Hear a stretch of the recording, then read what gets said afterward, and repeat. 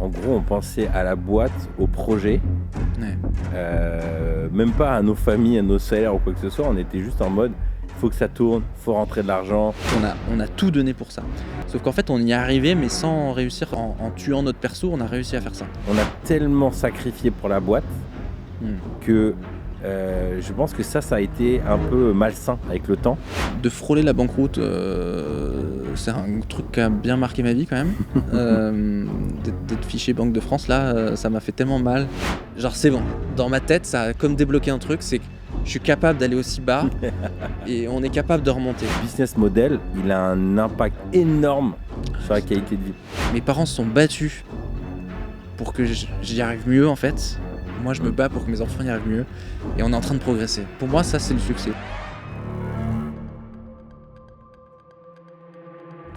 Je vous présente mon frère d'armes depuis plus de 18 ans. Il est l'homme de l'ombre qui a eu la folie de suivre mes projets. Nous nous connaissons depuis nos études. À l'époque, nous étions boutonnés aux cheveux longs. Avec Thomas, nous avons frôlé la faillite, vécu la diffamation, pas mal d'injustices, eu la visite d'huissier. Mais nous avons persévéré durant de nombreuses années pour monter notre entreprise de 160 € de capital à plus de 4 millions de chiffre d'affaires et plus d'une cinquantaine de salariés. Vous allez découvrir un peu plus mon parcours professionnel à travers les yeux de Thomas qui m'a soutenu dans les bons et les mauvais moments. Nous allons vous partager les différentes étapes de notre cheminement et en quoi les épreuves nous ont fait évoluer. Notre pèlerinage est fait de remises en question, de doutes, mais surtout de coups de poker. Dans cette conversation, vous allez découvrir un profil d'entrepreneur radicalement différent du mien. Notre complémentarité, mais aussi les difficultés que cela a engendré. Thomas est papa de 3 enfants. Il nous partage son histoire familiale et l'impact que cela a eu sur son parcours. C'est l'une des personnes les plus fidèles et stables émotionnellement que je connaisse. Mais il va aussi vous partager son dialogue intérieur et le revers de la médaille d'être une personne aussi stable qui internalise ou avale ses émotions. Il vit aujourd'hui dans la Pampa, dans un petit village au milieu des Landes, un style de vie loin de l'agitation des grandes villes dans lequel il trouve son équilibre. Bon visionnage. J'ai un mentor qui me disait que le communisme, ça marche quand tu gagnes pas d'argent, dans une boîte quand il n'y a pas d'argent, mais dès que le cash commence à venir, les problèmes viennent avec. Qu'est-ce que ça t'évoque ? Intéressant. Le communisme vient quand on n'a pas d'argent. C'est sûr que quand il n'y a pas d'argent, de manière générale, je dirais que c'est quand il n'y a pas d'argent, il y a moins de problèmes parce que il y a moins de choses à gérer en fait, c'est surtout ça. Et il y a moins de jalousie, il y a moins de trucs comme ça parce que jalouser quelqu'un qui n'a pas d'argent, il n'y a pas d'intérêt. Et c'est vrai que moi, ça me rappelle notre début, je pense, où quand on a commencé, quand on a créé la boîte, où il n'y avait pas d'argent. Et si, il y avait 160 € pour commencer une société. Et du coup, on était, on travaillait tous à fond. Et en gros, il y a un peu, il n'y a pas trop de hiérarchie, il n'y a pas trop de différence, il n'y a pas de jalousie. Tout le monde se donne à fond pour que ça marche en fait, et sans trop réfléchir à plus que ça. Donc je pense que ça simplifie ça au niveau de l'énergie. Il y a plus une dimension de vision aussi. C'est-à-dire que les gens Ouais, sont là ça. pour la vision. Puis on était aussi hyper Vision jeunes. relation, je pense. Ouais. Les relations, le côté on se donne à fond, on y va, on compte pas. Tu le fais pour des raisons qui sont différentes. Ouais. Il y a vraiment ça. Et puis il y a, c'est ça. C'est que moi je me rappelle, on restait plus tard le soir, etc. Après on était jeunes, on n'avait pas d'enfants, on n'était pas forcément mariés et tout. Quoique quand on a créé la boîte, on était mariés. Mais en gros, quand on n'a pas d'enfants, on n'a rien trop à faire d'autre, donc en fait on se donne, et puis on a embauché que des gens qui avaient quasiment notre âge ou qui étaient un peu plus jeunes au début, et donc du coup forcément ça donnait une énergie de fou quoi. On a l'impression d'être une bande de potes avec une vision d'aller déplacer des montagnes, donc c'était ça. Et c'est vrai que au fur et à mesure où ça grandit, c'est un peu différent parce que aussi on a fait venir des gens de l'extérieur, je pense, avec des salaires un peu plus importants, etc. Donc là, la jalousie commence à arriver. Et puis, moi, j'ai senti vraiment le décalage. Arriver, c'est quand on a commencé à avoir, quand Vivendi dit rentrer au capital, qu'on a commencé à avoir, où il se trouve que nous, on n'a rien gagné sur le fait, sur le moment, la boîte non plus, parce que c'est un actionnaire d'avant qui a vendu ses parts, une partie de ses parts. Mais surtout, c'est que dans la vision des gens, ça y est, on était des gros poissons avec beaucoup d'argent. Et là, ça change tout parce que on change de paradigme, quoi. Il y a les grands patrons qui ont plein d'argent, qui abusent du monde, et puis y a les gens en dessous se sentent un peu lésés ou quoi. Là, ça a changé les rapports. Et forcément, il y a moins d'investissement. Enfin, moi, je vois qu'il y a moins d'investissement. Il y a plus d'énergie. Il y avait plus d'énergie au début qu'après. Mais c'est pas forcément une mauvaise chose. Enfin, c'est pas la même dynamique, disons. Après, c'est vrai que la dimension, moi, ce qui m'avait marqué dans cette phrase, c'est qu'au début, il y a quelque chose de très communautaire, comme tu disais, il y a une notion de gang, et puis en fait, tu as envie que quand tu gagnes, tout le monde gagne. Donc en gros, il y a de l'argent, on va faire un super séminaire, on va acheter un baby-foot. À l'époque, c'était quoi? On achète une Xbox. Tout le monde gagne en fait en même temps. Et puis je pense qu'on a été aussi, nous, très dans cette vibe qu'en réalité, on veut kiffer nos journées, on veut kiffer les gens avec qui on est. Et en gros, l'argent, c'était pas vraiment un moteur, on voulait juste que ça continue en fait. Donc on remettait une pièce dans le baby pour continuer. Et en fait, financièrement, en fait, on connaissait rien d'autre aussi. C'est-à-dire qu'en gros, nous, on n'avait jamais été dans d'autres boîtes ou quoi que ce soit. Donc on était déjà très contents d'être là. Et c'est vrai que les rapports humains, moi je dirais qu'il y a l'arrivée de Vivendi, mais aussi quand ça commençait à se structurer et qu'en gros, tu as des gens qui rentrent que toi, tu connais pas. Et que c'est pas toi qui as recruté, qu'il y a des équipes d'équipes. Et là, d'un coup, en gros, tu as plus d'espace pour que les gens se fassent des films, en fait. Il y a ça. Et puis il y a aussi quand même qu'au début, je trouve qu'on avait un esprit un peu famille, en fait. C'est-à-dire que dans une famille, j'espère en tout cas que dans les familles d'à peu près tout le monde en France, qu'il y en ait un qui gagne plus que l'autre, on s'en fout en fait, c'est pot commun un peu. Donc du coup, il y a pas trop de rivalité les uns envers les autres, etc. Et puis on cherche pas à se dire attends mais toi tu ramènes plus machin, donc tu as moins de droits machin, etc. Ça n'existe pas trop en fait. Et au début, on avait un peu plutôt ce type de rapport, c'est-à-dire que tout le monde gagne à peu près la même chose. Et puis en fait, on était en mode voilà, quand on gagne, tout le monde gagne quoi. Je me rappelle quand on faisait une prime, c'était la même prime pour tout le monde. On cherchait pas à comprendre qui avait plus apporté ou moins apporté. Puis quand les choses elles grandissent, de fait le fonctionnement on structure, etc. Et puis on s'aperçoit que plus le groupe est grand, plus il y a des gens qui sont un peu plus planqués, d'autres qui se donnent plus, etc. Et donc du coup, pour être un peu juste, on va donner une prime à ceux qui ont vraiment apporté de la valeur. Et c'est là où ça rentre dans des trucs où d'un coup il y a des gens qui comprennent pas, mais pourquoi, mais machin. Et c'est différent. Et le fait de faire venir des gens, moi je le vois, le fait d'avoir des gens qui sont pas recrutés par soi-même, c'est un énorme cap. Parce qu'en fait, c'est des gens on n'a pas forcément l'accroche qu'on aurait eu si jamais. Et enfin, pas toujours en tout cas. Et en plus de ça, c'est même plus que le recrutement, de l'onboarding, quand la personne elle arrive, comment elle est accueillie, comment elle est formée, etc. en interne. Quand c'est pas soi qui le fait, ça change vachement. Et pour moi, le changement, il y a eu, alors ça s'est fait plus ou moins en même temps, mais il y a eu l'actionnariat, mais il y a eu aussi, il se trouve qu'en même temps, nous, on a eu le fait d'avoir du middle management, en fait. Et je pense que le vrai changement, pour moi, ça a été d'embaucher des gens en middle management qui n'avaient pas forcément notre culture, du coup, et qui, eux, ont commencé à recruter, à faire des choses comme ça, et, parce que c'était leur job, quoi. Mais, et là, pour moi, il y avait un vrai changement de rapport. Étape, quoi. Moi, je me souviens d'une fois qui m'a fait vraiment mal. Je pense que c'était il y a 2 ans ou 3 ans, où je viens au bureau de Bordeaux et il y avait une fille qui était là, qui venait d'être recrutée, je sais pas, un mois avant. Moi, je l'avais jamais rencontrée. Et en fait, dans le couloir, elle se pousse de côté comme ça, elle me fait bonjour monsieur, elle baisse la tête. Et ça m'a fait un choc, quoi. Je me suis dit, purée, ça y est, je suis le patron de 80 ans, bam, qui arrive, etc. Et en fait, elle, de son point de vue, il se trouve qu'elle était très jeune, mais elle, de son point de vue, je suis le patron qu'elle a jamais vu, qui est dans un autre bureau, dans une boîte d'une 50aine de personnes, même si 50, ça reste petit. Pour elle, c'est quelque chose, quoi. Et donc, du coup, il n'y avait plus ce rapport où avant, enfin, jamais on aurait connu ça au début, quoi. Au début, c'est vrai qu'en termes de mindset, cette période-là, je sais pas si ça t'a fait ça, mais tu te dis putain, j'ai plus 20 ans. Ah ouais, il y a vraiment d'un coup, je suis un vieux. Parce que du coup, on a des gens de la vingtaine qui débarquent. Et là, tu te dis, en fait, on n'est plus dans le même monde. On n'a plus les mêmes responsabilités. Puis aussi, c'est que tu as des gens en interne. Et ça c'est un vrai changement. C'est que tu as des gens en interne que tu ne vois jamais.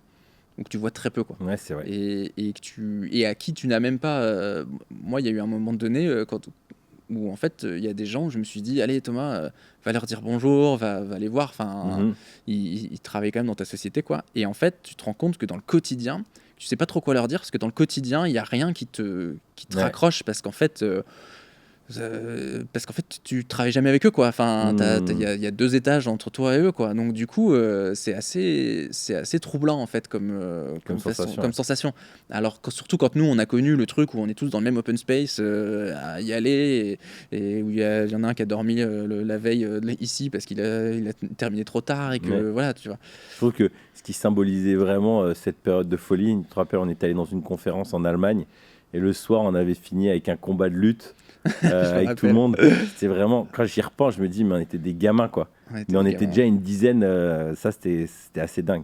Alors, moi j'aimerais savoir qu'est-ce qui a évolué entre le Thomas qui a 18-19 ans, code sous Linux, vit dans sa chambre d'étudiant dans le noir, avec, c'était un rat ou t'avais une gerbille qui se baladait là-dedans, et aujourd'hui, papa de 3 enfants, qui gère plusieurs millions, des dizaines de salariés. Qu'est-ce qui a évolué dans cette période-là? Ah ouais, tellement de choses. Déjà, je code plus. Ok. Donc, je pense que ce qui est intéressant à voir, c'est dur de dire ce qui a évolué, mais ce qui n'a pas évolué, c'est plus facile. Okay. Je pense que ce qui est resté déjà, je vais commencer par là, mais ce qui est resté, c'est le fait de... Ce qui me plaisait dans le code, c'était de voir une technologie qui était pas extrêmement nouvelle, mais qui quand même, le développement web était en plein essor à ce moment-là, il y a 17 ans. Et en gros, je voyais en fait dans les nouvelles, le web 2.0, etc., qui arrivait à ce moment-là, toute la possibilité qu'il y avait, qui arrivait, etc., le potentiel. Et du coup, c'était plus ça qui me plaisait que le fait de coder lui-même. Et je crois qu'aujourd'hui, j'ai toujours la même chose, en tout cas, peut-être plus axé sur le web marketing ou sur des choses, sur d'autres domaines que le dev en l'occurrence, mais sur l'IA, sur des choses comme ça, c'est le même regard, la même curiosité, ça c'est resté. Par contre, c'est sûr que j'ai pas la même santé physique, se coucher à 4h du mat parce qu'on a découvert une techno et qu'on l'a fait, elle fait beaucoup plus mal le lendemain matin aujourd'hui qu'à l'époque. Le poids des responsabilités. Ouais. Ça, je pense que c'est un gros truc. Moi, je me souviendrai toujours la naissance de ma première fille où j'ai fait le pot à pot là. Et là, j'ai senti Putain, là, t'as un être qui est sous ta responsabilité, quoi. C'est-à-dire que... Parce qu'avant, même quand tu te maries, si tu veux, t'as fondé une famille, mais l'autre, il est déjà responsable de lui-même. C'est-à-dire que mon épouse va pas mourir si moi, je m'occupe pas d'elle, quoi. Enfin, j'ai pas besoin de m'occuper d'elle. Voilà. Alors qu'un bébé, vraiment, il y a le truc de si je m'en occupe pas, je reviens dans 2 jours, il n'existe plus, quoi. Donc il y a vraiment cette pression-là. Et donc ça change beaucoup la pression. Et je pense qu'aussi... un des gros aspects, c'est peut-être plus de recul, et notamment sur l'énergie. Et c'est marrant parce que c'est un truc, quand j'entendais ce genre de conseils à l'époque où on a commencé, je me disais, mais les vieux, quoi. Et aujourd'hui, je me dis, c'est moi le vieux. Alors que je suis pas l'impression d'être très vieux, mais c'est en gros, en fait, le temps, il passe vite. Et du coup... faut pas partir dans tous les sens, quoi. Alors que quand même, moi je sais que je suis parti de beaucoup dans tous les sens, à tester des trucs dans tous les sens, sans trop réfléchir. On s'est lancé dans des projets de fou à des moments sans trop réfléchir. Et j'ai pas de regrets parce que je pense qu'en fait on avait besoin de passer par là. Mais c'est sûr qu'aujourd'hui, avant de se lancer dans un truc, on fait des tableaux dans tous les sens pour vérifier est-ce que on est moins naïf. Hein, ouais. Est-ce qu'on va y arriver? Est-ce qu'on va avoir l'énergie pour? Est-ce que ça rentre? Est-ce que financièrement ça vaut le coup, etc. Là où avant on se disait purée, le projet il a l'air génial, vas-y on fonce, et puis on ressortait après derrière, bon on a perdu 30 000 balles. Tu te souviens ce truc que j'avais pas en grand dans les bureaux, qui disait ils savaient pas que c'était impossible, alors ils l'ont fait. C'est sûr que les premières années, il y avait une forme de naïveté. On ne connaissait rien. En fait, quand j'y repense, quand on s'est lancé, il n'y avait ni YouTube, ni les réseaux sociaux. C'était le tout début de Facebook. C'était le Donc, début de YouTube aussi. et nous, on C'était n'avait tout pas début. on n'a pas fait des écoles de commerce ou quoi que ce soit, donc on connaissait rien. À ce moment-là, Ouais. on y allait de manière très naïve. Moi, je vois quand même, c'est marrant que tu n'aies pas plus de choses, parce que je vois une énorme évolution. Toi, dans ta personnalité, ta Je suis confiance en plus affermi, toi, ouais, c'est sûr. dans ton Ouais. rapport aux gens, ta curiosité. Enfin, moi, j'ai l'impression qu'en 17 ans, tu n'es pas du tout la même personne. Oui, c'est sûr. C'est sûr. Mais c'est dur de. Enfin, je trouve ça toujours dur, plus dur de le voir sur soi-même que sur les autres. Mais je trouve que c'est dur de voir, d'arriver à analyser vraiment. Parce que peut-être je me souviens plus trop non plus. Mais Alors moi, j'ai vu plusieurs étapes. Je ne m'étais pas noté, mais moi, je vois une grande étape où, à un moment, tu es vraiment sorti de ta bulle. C'est-à-dire qu'en gros, Hmm. avant, tu étais très sur le boulot, sur ce qu'on avait créé. Puis à un moment, tu as commencé à lire des bouquins de dev perso, à aller rencontrer des personnes, à être hyper proactif dans OK, lui, il a l'air intéressant, je vais à la conférence et tout ça. Mhm. Donc, c'est vraiment à étendre ton champ de conscience et, et puis aussi la dimension nouvelles expériences. Ouais. Je sais pas pourquoi, il y a un truc qui m'avait marqué les premières années. C'est un détail, mais je trouve qu'il illustre bien aussi l'évolution que tu as vécue sur. À chaque fois, je disais, vas-y, viens, on va bouffer asiatique ou quoi. Et tu dis, ah non, allez, arrête et tout. Et en Hmm. fait, je me souviens, il y a un moment, je sais plus trop ce qui s'était passé, mais d'un coup, tu dis, allez, je me donne le défi. Et en Ouais. gros, ce petit truc-là, ce petit twist, en fait, je me souviens que ça avait fait comme, c'était pas forcément ça, c'était peut-être, je pense, révélateur de plein de choses, mais une énorme ouverture, en fin de Ouais. compte, ce que tu décris au début sur cette dimension de curiosité dans le monde du dev, en fait, c'est comme si tu avais Je l'ai ouvert ailleurs. étendu à plein de choses. Mais je pense qu'en fait, moi, j'ai été élevé dans un contexte parents divorcés, etc. Enfant qui a des lunettes, même si aujourd'hui il y en a plein, mais à l'époque il y en avait beaucoup moins. Et famille assez pauvre, Mhm. enfin pauvre, classe moyenne basse, on va dire. Et du coup, moi j'ai entendu.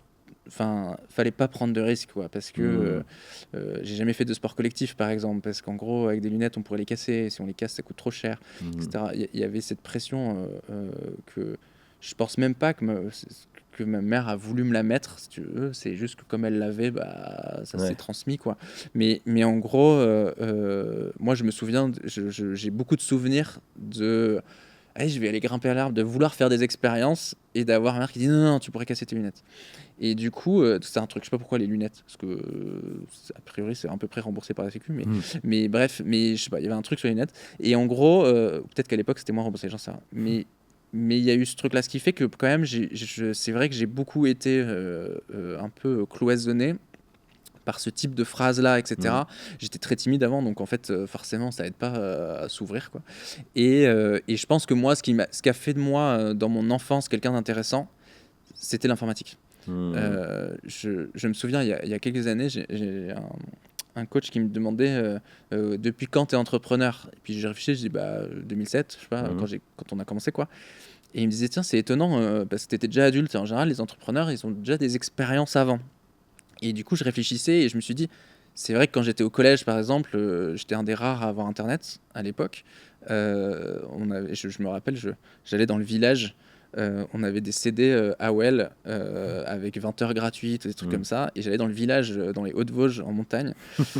Personne avait d'ordinateur, quoi. Enfin, on devait être 2-3 dans le village à avoir un ordinateur. Et j'allais demander, en fait, vous savez, vous avez des CD, etc. Et les gens disaient quoi? Je disais, vous savez, les trucs que vous mettez pour faire fuir les oiseaux dans votre jardin, ouais, vous pouvez me les donner si vous les Mhm. utilisez pas. Donc les gens me les donnaient et moi je cumulais ça pour avoir des heures. Grâce à ça, je téléchargeais des jeux. Mhm. Et en fait, j'avais réussi à me faire offrir pour mon anniversaire ou pour un Noël, je sais plus, un graveur. Et je gravais et je vendais les jeux au collège, quoi.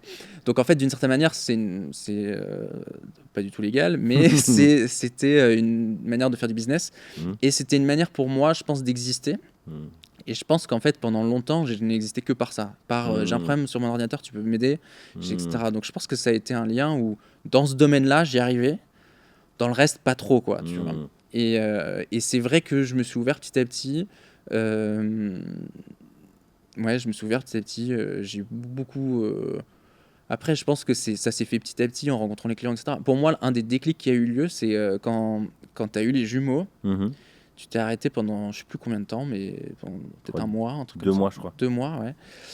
Et avec 2 enfants de 2 mois. Et du coup, et à ce moment-là, on avait beaucoup de contrats où tu faisais du consulting à Paris. Ouais. On était à Strasbourg dans l'époque. Et du coup, comme tu t'es arrêté pendant 2 mois, il fallait bien que quelqu'un les fasse. Et du coup, c'est moi qui me suis fait ces trucs-là.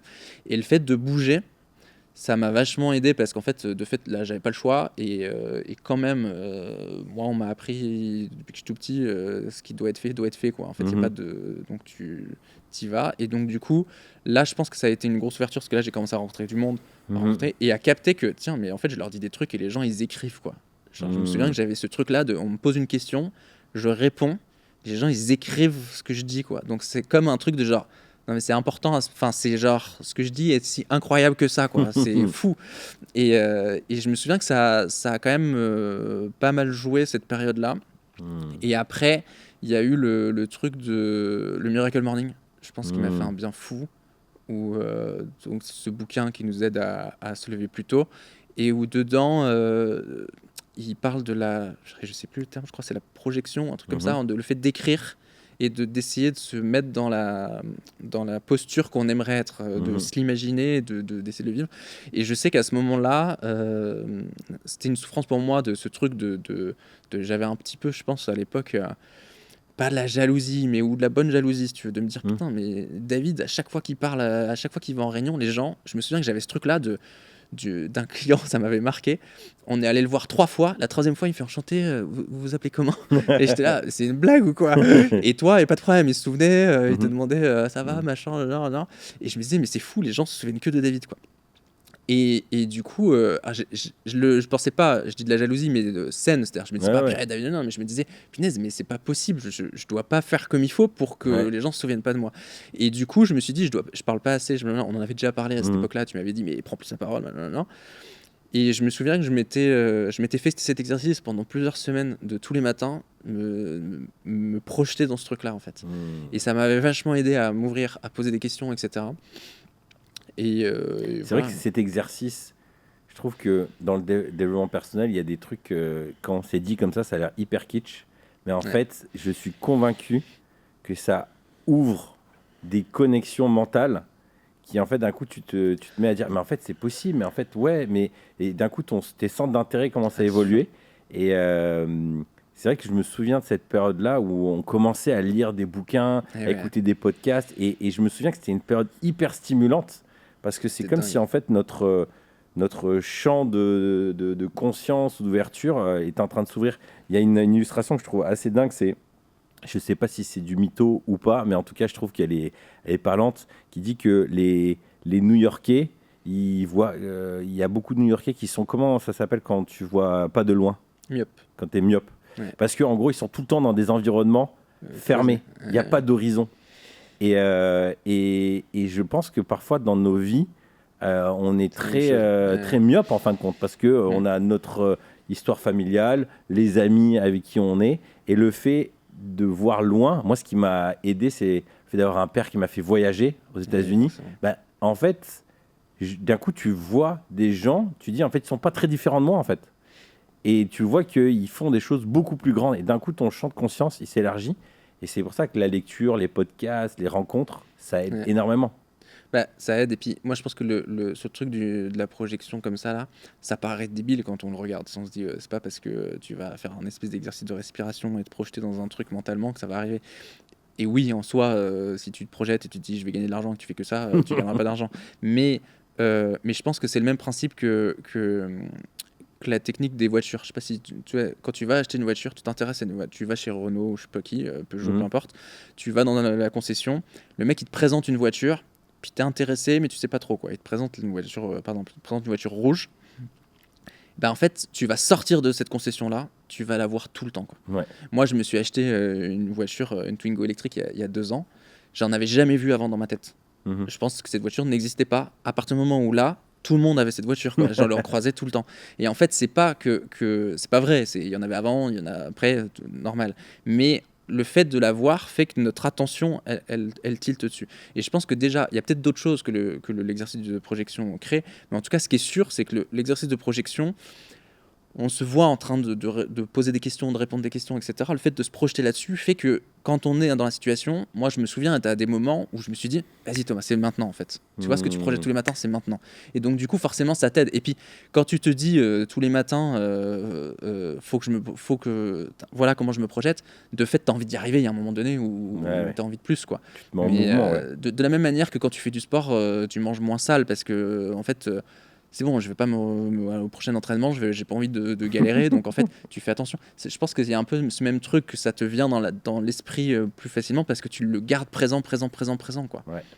Quelles seraient dans ces 17 années et des évolutions, là j'ai raconté un passage, mais des faits marquants qui t'ont vraiment, tu penses, qui t'ont fait évoluer ou qui t'ont aidé à mieux te connaître ou à élargir tes compétences? Moi, je pense que c'est intéressant. Je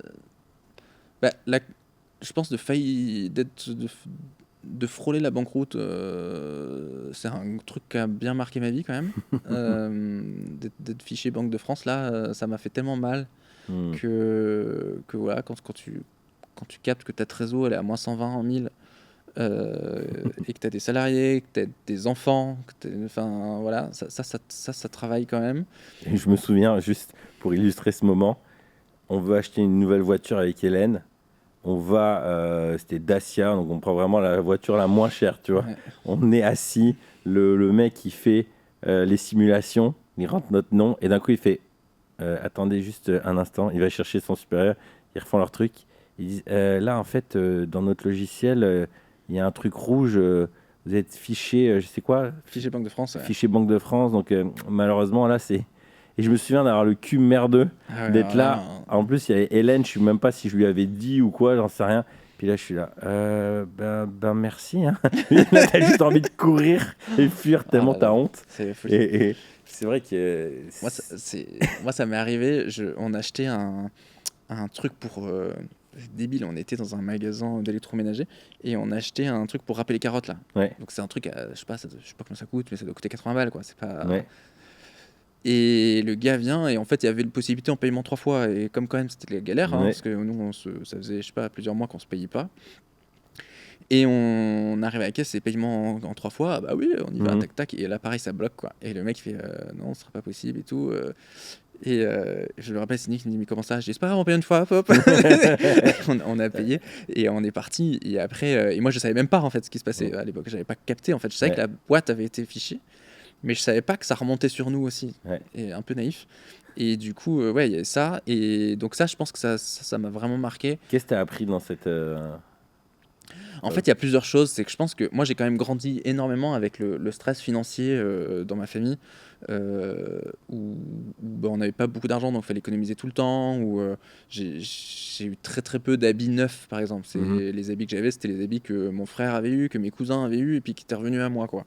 Donc du coup il y a beaucoup de choses comme ça où j'ai jamais manqué de rien en soi, parce que j'ai toujours eu des habits, j'ai toujours eu à manger, tout va bien, hein, mais en tout cas, c'était pas, il n'y avait pas des possibilités extraordinaires.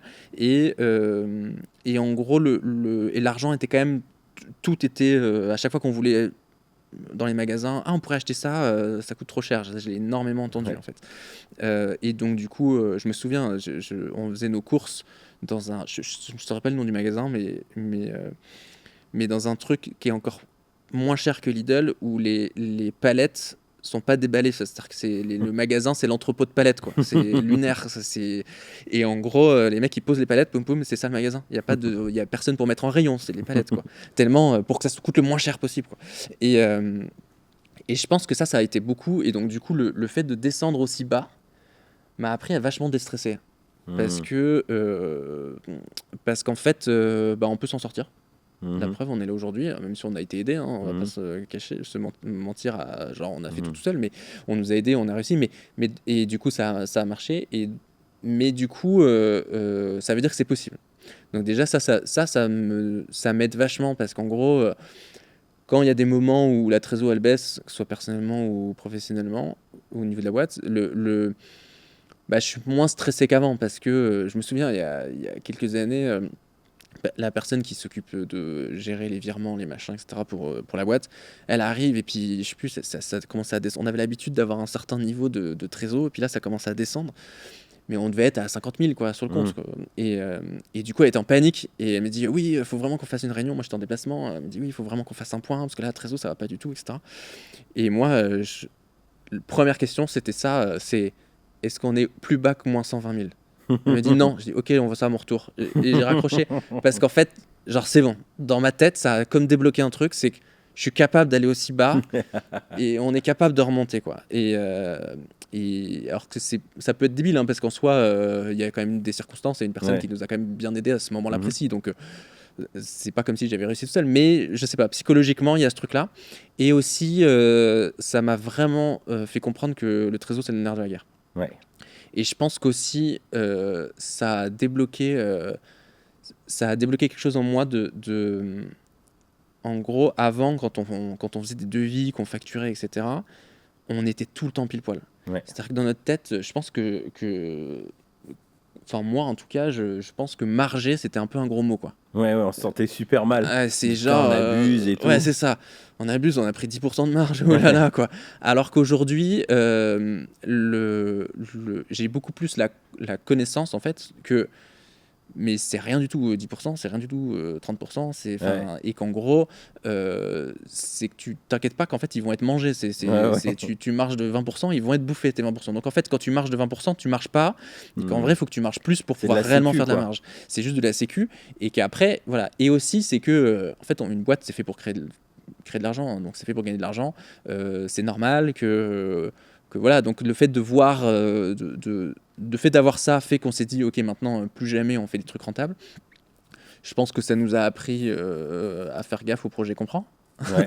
Et parce que donc voilà, et je pense que pour moi ce qui nous a mis dedans, c'est un conseil qu'on a mal compris, en tout cas pour ma part, qu'on nous a donné au tout début. On n'avait même pas créé la société, on était en freelance à l'époque là, où il y a une personne qui nous a dit, qui avait un peu d'expérience, enfin qui avait pas mal d'expérience, et qui nous a dit, quand on était jeunes, on venait vraiment de créer moi je pense que, à mon avis, c'était fin 2007 quoi, c'était vraiment au tout début, et la personne nous a dit, quand vous signez un truc, il faut que vous soyez stressé parce que vous savez pas comment vous allez le réaliser.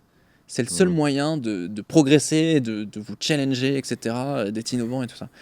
Et je crois qu'on l'a beaucoup trop pris à cœur, ce principe, et qu'en fait, et que ça nous a mis vraiment dedans. Et je pense que ça m'a appris à pas aller dans l'extrême opposé, qui serait je reste dans ma zone de confort absolue et je signe tout le temps la même chose, et puis du coup je deviens un ringard qui sert plus à rien et je signe plus rien.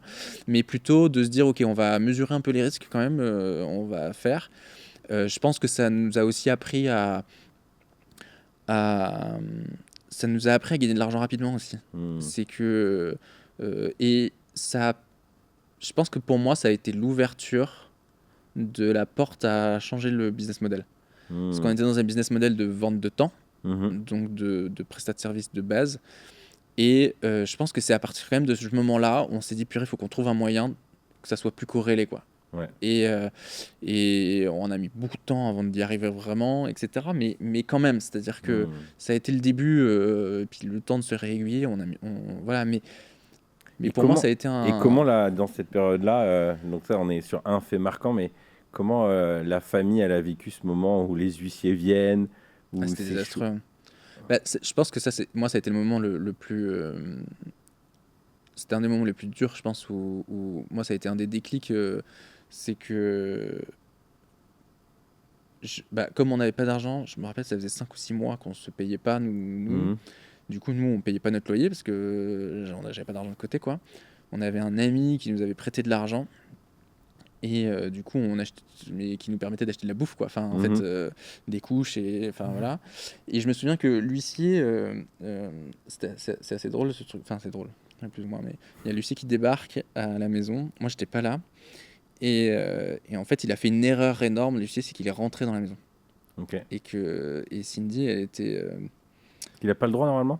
Il n'a pas le droit de le faire sans ton autorisation en tout cas, ou sans un mandat, mais il n'est pas censé rentrer. Et donc du coup, Cindy l'a pas accueilli en fait. C'est juste qu'elle a ouvert la porte, elle a dit oui, et le mec est rentré. Et il avait un calepin de ce qu'elle m'a raconté, hein, parce que moi, j'étais pas là. Et il a commencé à regarder les meubles et à noter. En fait, à faire ça, faut 50 €, ça, à noter la valeur des choses comme ça. Donc, il a mis un gros coup de pression, il a donné le papier et puis il est parti. Cindy était dans tous ses états, forcément, hyper choquant comme situation. Elle avait Constance dans les bras, bébé. Et en gros, donc ça, très très bien. Moi, j'ai eu la chance à ce moment-là, parce que je me rappelle, c'était des grosses sommes, on n'avait rien, on pouvait pas payer, quoi. Hein. C'était pas des dettes que moi j'avais en perso, c'était des dettes de la boîte. Hein. Mais c'est des dettes, des charges de RSI et compagnie, mais que normalement, c'est la boîte de la payer. Et en gros, j'avais un ami qui s'appelle Mathieu Gros, qui a une énorme agence de communication et qui a une expérience de fou, qui me dit, il se trouve que le midi, je mangeais avec lui. Ça, c'était le matin, le midi, je mangeais avec lui. Et du coup, il me dit comment ça va. Je dis pas très bien. et du coup, je le raconte, quoi. Je le raconte parce que Cindy m'avait appelé juste après, et donc je le raconte. Et là, il me dit mais attends, comment ça elle l'a accueilli ou il est rentré? Et je fais bah non, il est rentré. Enfin, je crois, quoi. Il me dit si, c'est ça. Il me dit prends ton ordi. Et donc là, j'ai sorti l'ordi et on a écrit le mail ensemble. Et il me dit et là, on a écrit un mail du genre vous êtes rentré de force. Il dit en plus elle a un bébé, mère qui vient à peine d'accoucher. Donc on a tartiné comme ça. Il m'a fait tartiner le truc. Et en gros, pour demander un échelonnement, parce qu'en fait c'est complètement interdit, ils n'ont pas le droit de rentrer comme ça. Ouais. Et du coup, le mec a accepté l'échelonnement sans problème, hein, parce qu'il s'est dit, j'ai pas envie de me prendre un procès. Et voilà. Mais c'est vrai que pour nous, ça a été c'était hyper violent.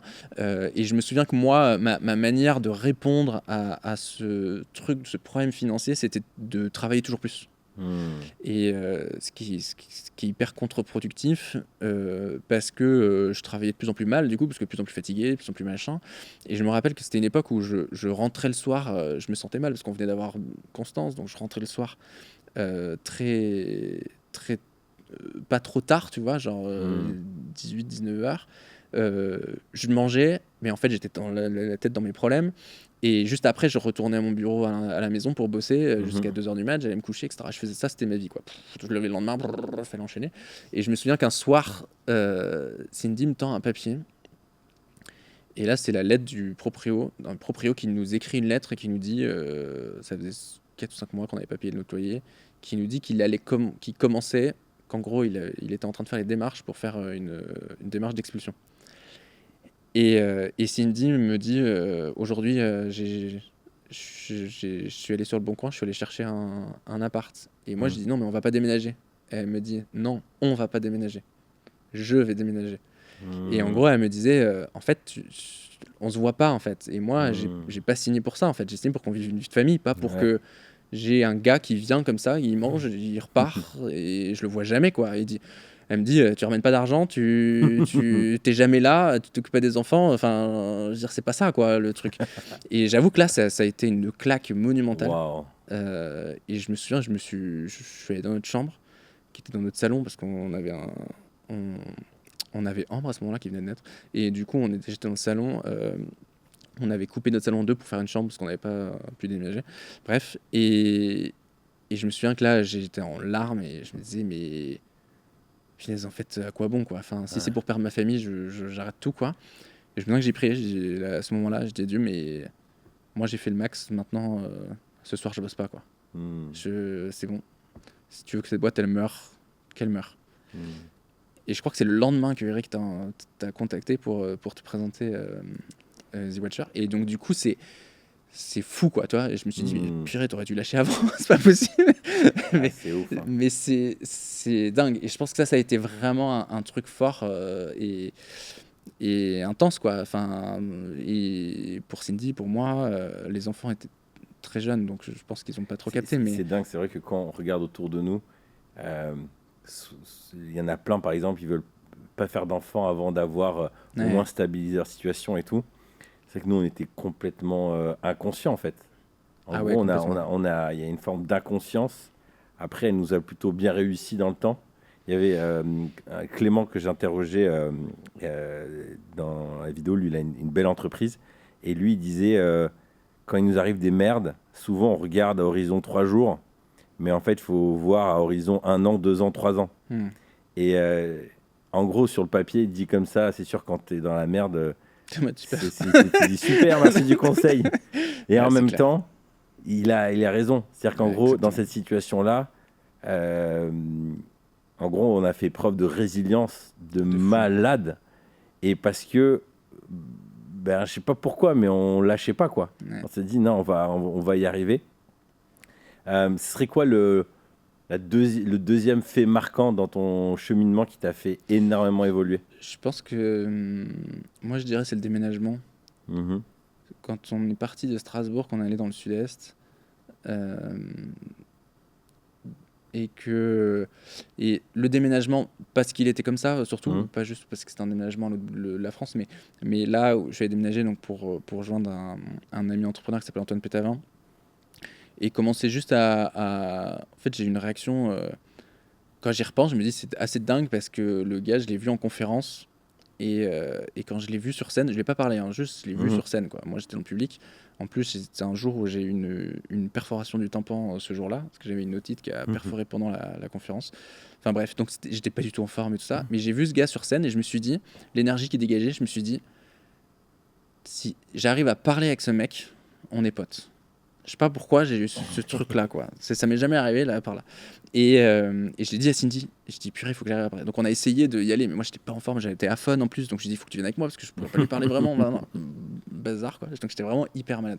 Voilà, j'ai failli annuler, mais bon, d'y aller à ce truc, finalement, j'y suis quand même allé malgré mon état. Et puis en fait, on n'a pas réussi parce qu'en fait, c'est lui qui a organisé l'événement. Donc en fait, il était bien trop pris. On n'a pas réussi du tout. Et je me suis dit, pendant longtemps, c'était une target pour moi. Je l'avais noté, genre ce mec, je veux le rencontrer en fait. Donc pareil, dans mon Miracle Morning, il était dans mon calepin quoi.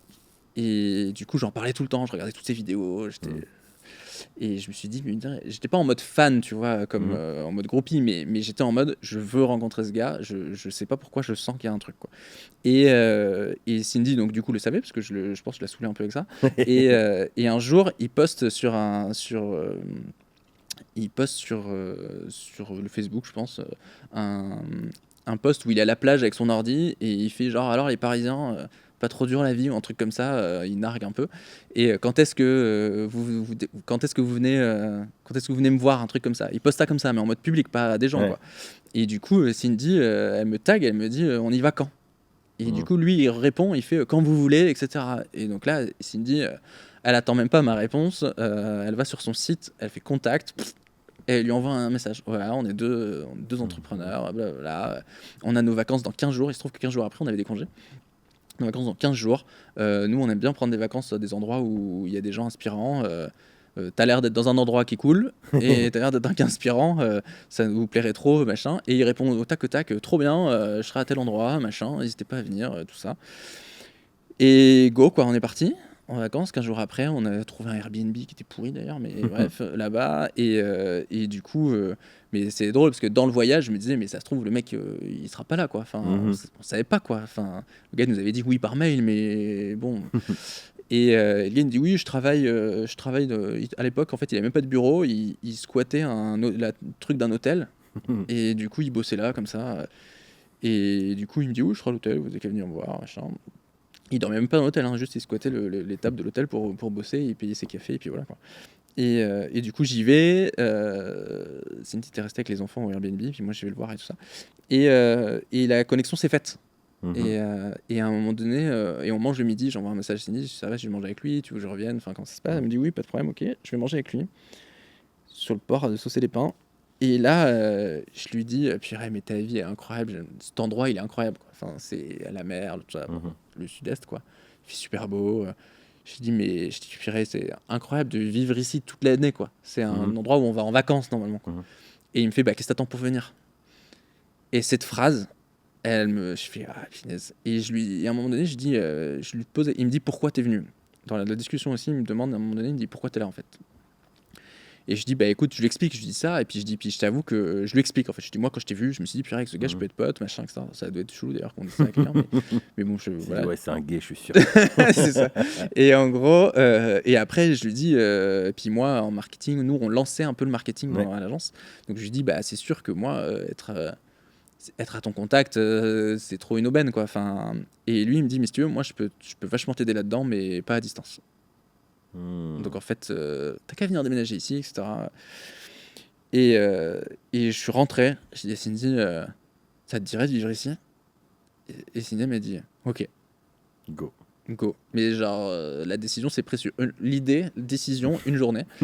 Et je me souviens, alors qu'on avait la boîte, toi t'étais déjà parti à Bordeaux, on avait encore la boîte à Strasbourg et tout, puis je suis monté, je t'ai dit, ok, nous on aimerait bouger on se donne 1 an, on bouge. Et entre-temps, on a eu une grossesse qui n'était pas prévue, qui a failli... où on s'est posé la question, mais je pense 6 secondes de se dire, est-ce qu'on change nos plans? Et en fait, on s'est dit, non, on change pas nos plans, quoi. Impossible. Et du coup, 1 mois après la naissance, on a bougé. Et, Entre le moment où tu as eu l'idée et le moment où tu as bougé, il y a eu combien de temps? 1 an. Il y a eu 1 an pile, ouais. Wow. Juin. Et tu vois, ce qui est intéressant, juste le temps pardon, ça a mis tout ce temps parce que on avait la boîte, donc en fait il y avait des salariés, il fallait organiser quand même le fait de déménager les choses. Et on ouvrait Paris la même année, hein. Donc il fallait quand même gérer quand même l'ouverture de Paris, etc. Mais en fait, ce qui est intéressant, c'est que je crois que dans cette période-là, c'est, je crois, une des premières fois où on s'est autorisé à penser à nous. Ouais, c'est vrai. Et je pense qu'au début, en gros, on pensait à la boîte, au projet. Ouais. Même pas à nos familles, à nos salaires ou quoi que ce soit. On était juste en mode, faut que ça tourne, faut rentrer de l'argent, il y a une vision, elle est grande. Et là, c'est dans cette année-là, c'est la première fois on s'est dit, mais est-ce qu'on a envie de rester ici? À quoi va ressembler notre quotidien? Dans quoi on a envie de se former? Nos familles, nos femmes, nos enfants. Et en fait, mais c'était quoi? C'était 6 ans, 7 ans après qu'on ait lancé la boîte, qu'on a commencé l'aventure ensemble. Ouais, un peu plus même, hein. Ouais. Je pense que c'était une dizaine d'années, ouais, parce que c'est vrai que dans le mindset, moi je pense que c'est un point. Si c'était à refaire, je sais pas si je le changerais, mais un des points, je me dis, c'est qu'on a tellement sacrifié pour la boîte que je pense que ça a été un peu malsain avec le temps, parce que du coup, en fait, après, quand il commençait à avoir des revendications en interne ou que il y avait des salariés qui voulaient des salaires plus élevés ou quoi, en fait, nous, au fond de nous, on disait, bon, on le fait pour le projet, mais on s'était tellement sacrifié. Ouais, c'était injuste. Et que, en fait, mais eux, ils n'y pouvaient rien. Et pour nous, c'était injuste. On se sentait. Et je pense que. Et je pense que ça a été des sujets aussi de tension dans le couple ou quoi, parce que, en gros, la boîte, c'était au-dessus de tout, quoi. C'est compliqué parce que la boîte, c'est elle qui te fait vivre aussi. Donc, en fait, c'est un peu un cercle vicieux. Et puis, surtout, je pense que moi, à ce moment-là, je pense qu'il m'a vachement libéré. C'est qu'à la base, en fait, on a créé la boîte en voyant des projets de fous, de sites, de vidéos, de machins qui nous faisaient rêver. Et du coup, on s'est dit, waouh, un jour, on va réussir à faire des projets comme ça, quoi. Donc, du coup, c'était la progression, en fait, un peu, de pouvoir faire ce genre de type de projet. Donc, en fait, on a tout donné pour ça. Sauf qu'en fait, on y arrivait, mais sans réussir, en tuant notre perso, on a réussi à faire ça. Donc, on faisait des projets ouf, on a fait des web-séries, on a fait des machins, on a des trucs qui étaient dingues.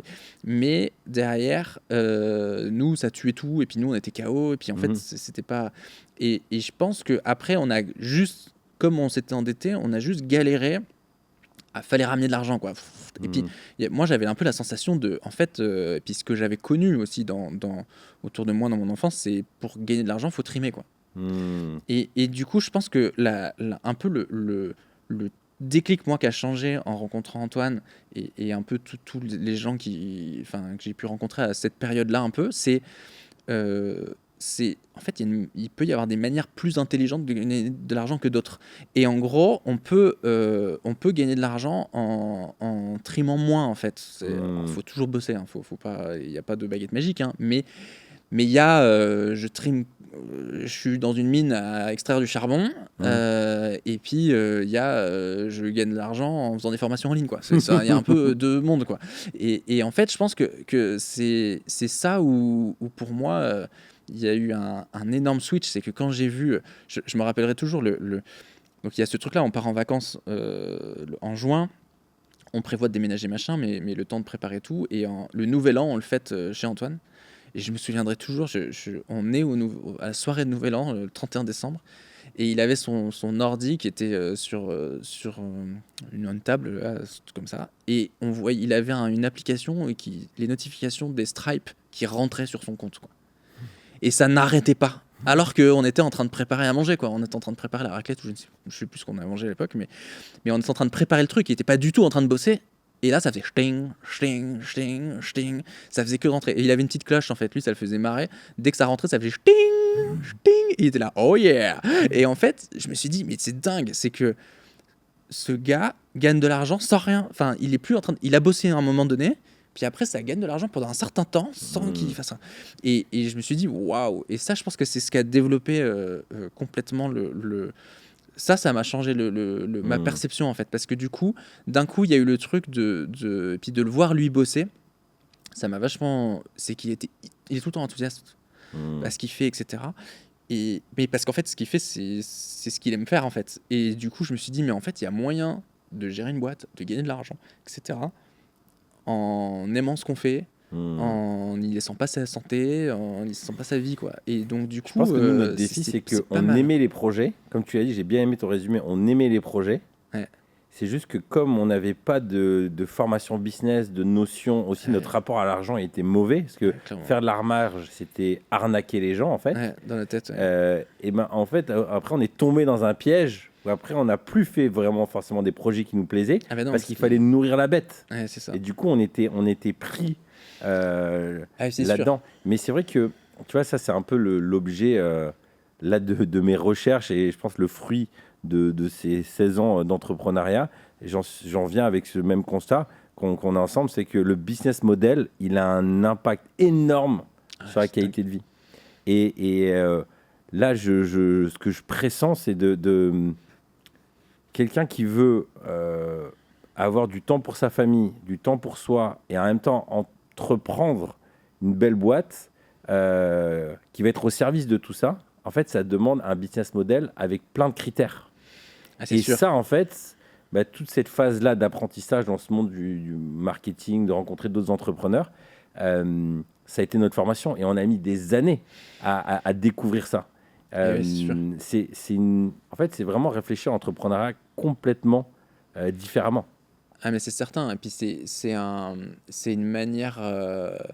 Enfin, en fait, c'est surtout nous, on vient d'un monde de la prestat de service, donc du coup, qui clairement, je vends des journées de travail, quoi. Donc en fait, la seule chose que tu peux faire pour le coup, c'est vendre ta journée plus cher. Ouais. Mais bon, ça a une certaine limite quand même. Et surtout, dans tous les cas, à chaque fois que tu as un achat, il faut que tu travailles une journée. Ouais. Et là, d'un coup, on rentrait dans la vente de produits. Et que ça soit formation en ligne ou autre chose, où on a fait des magazines, on peut faire plein de produits différents, mais en gros, ça change tout parce que c'est plus ou moins scalable. C'est-à-dire que forcément, la formation en ligne, c'est scalable à l'infini. Le magazine, c'est un peu moins scalable parce qu'il faut quand même imprimer, etc. Mais quand même, c'est-à-dire qu'on en imprime 2000 ou qu'on en imprime 6000, ça ne nous demande pas énormément de travail en plus, quoi. Un peu de SAV, etc. Mais en tout cas, la proportion, ça n'a rien à voir avec de la prestation. Et je pense que ça, c'est sûr que le business model change tout. Et je pense que toi, si aujourd'hui, je devais revenir en arrière avec les connaissances que j'ai aujourd'hui, je ne créerais pas une agence de com. Ouais. Alors, peut-être que je ferais une partie, ou alors je la créerais pas de la même manière. Je créerais une agence de com en mode, ok, je vais créer un produit, site, etc., que les gens vont utiliser, etc., mais ils vont acheter tout le temps le même produit, ou je créerais des thèmes WordPress, tu vois, si je reviens vraiment en arrière et qu'on est à l'époque de là où on était là, je créerais un thème WordPress, en fait, et on ferait fortune. Je me souviens, il y avait un entrepreneur qui m'avait pas mal accompagné quand j'étais encore à Strasbourg, il disait, les entrepreneurs, souvent, ils prennent les fruits qui sont à portée de main. Exactement. Et la prestat de service, c'est ce qui est à portée de main. Ah, oui. C'est qu'ils ont des grandes visions, mais comme il faut rentrer de l'argent, ils chopent les trucs à portée de main. Alors qu'en fait, les vraiment bons gros fruits sont tout en haut. Il y en a beaucoup moins, mais ils sont plus durs à accéder. Mais je me rends compte, tu vois, là, sur les différents entrepreneurs que j'ai interviewés, je remarque que ceux qui arrivent bien à créer ce type de business model, souvent, c'est qu'ils ont été malins sur leurs finances. C'est-à-dire qu'en gros, soit ils ont un job et ils font ça à côté pendant un temps, et du coup, ils se laissent le temps de créer le bon axe, et une fois que ça décolle, après ils s'y mettent. Donc c'est souvent des gens qui, en fait, ou alors ils ont réussi direct du premier coup à avoir le truc, coup de magie, ou alors ils avaient un chômage ou quoi. Mais c'est que, tu vois, j'aimais bien, Gérald, lui, il disait, moi, je m'associe qu'avec des gens qui sont stables financièrement déjà. parce qu'ils vont prendre des bonnes décisions. Et nous, on était en galère financière. Donc, en fait, du coup, tu prends des mauvaises décisions quand tu es en galère.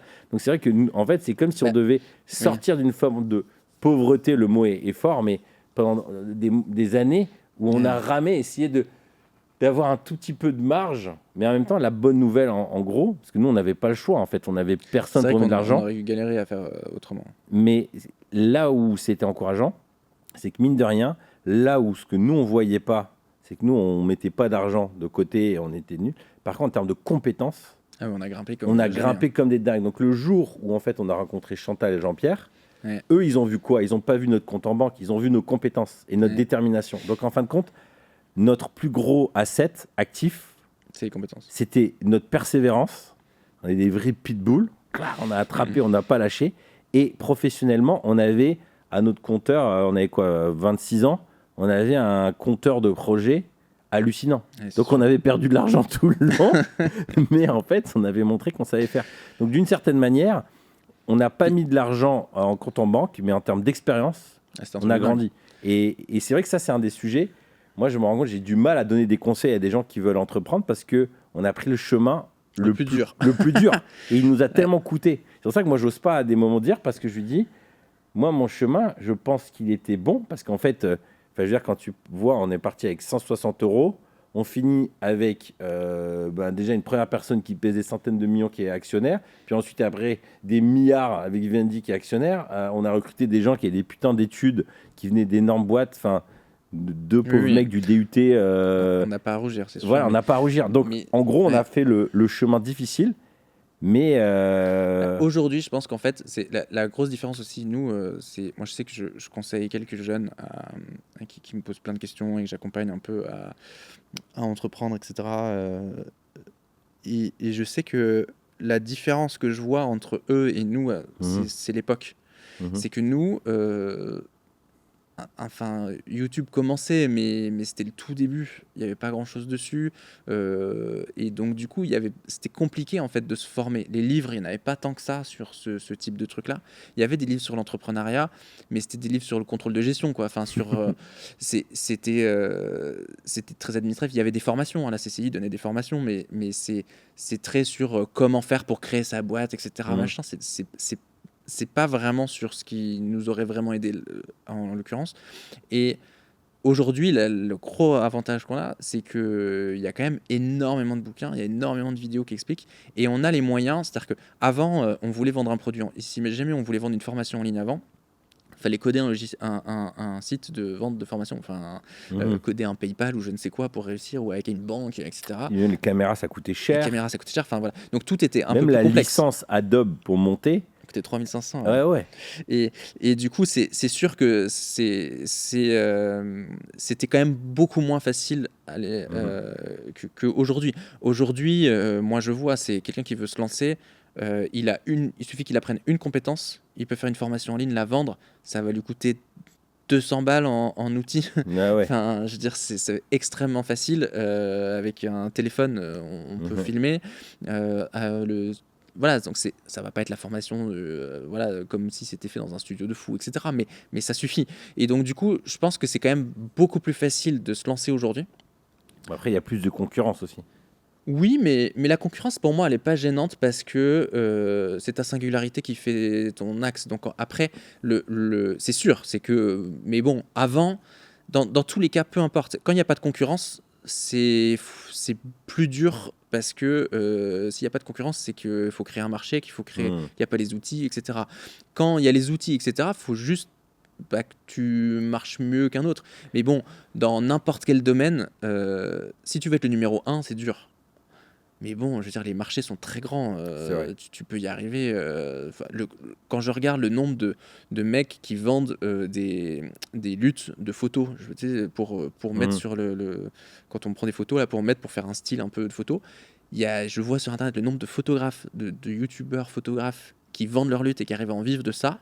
Puis c'est quand même dingue, c'est le truc, on l'achète une fois, on l'a, au revoir. Mhm. Enfin, en général, on n'en achète pas 14 dans sa vie, quoi. Et pourtant, ça marche, quoi. Et donc, du coup, s'il y a le marché est énorme. Après, c'est sûr que si vous êtes sur une micro-niche qui est déjà complètement saturée, bon, il faut changer de marché, mais il y a assez de marché, il y a assez de monde.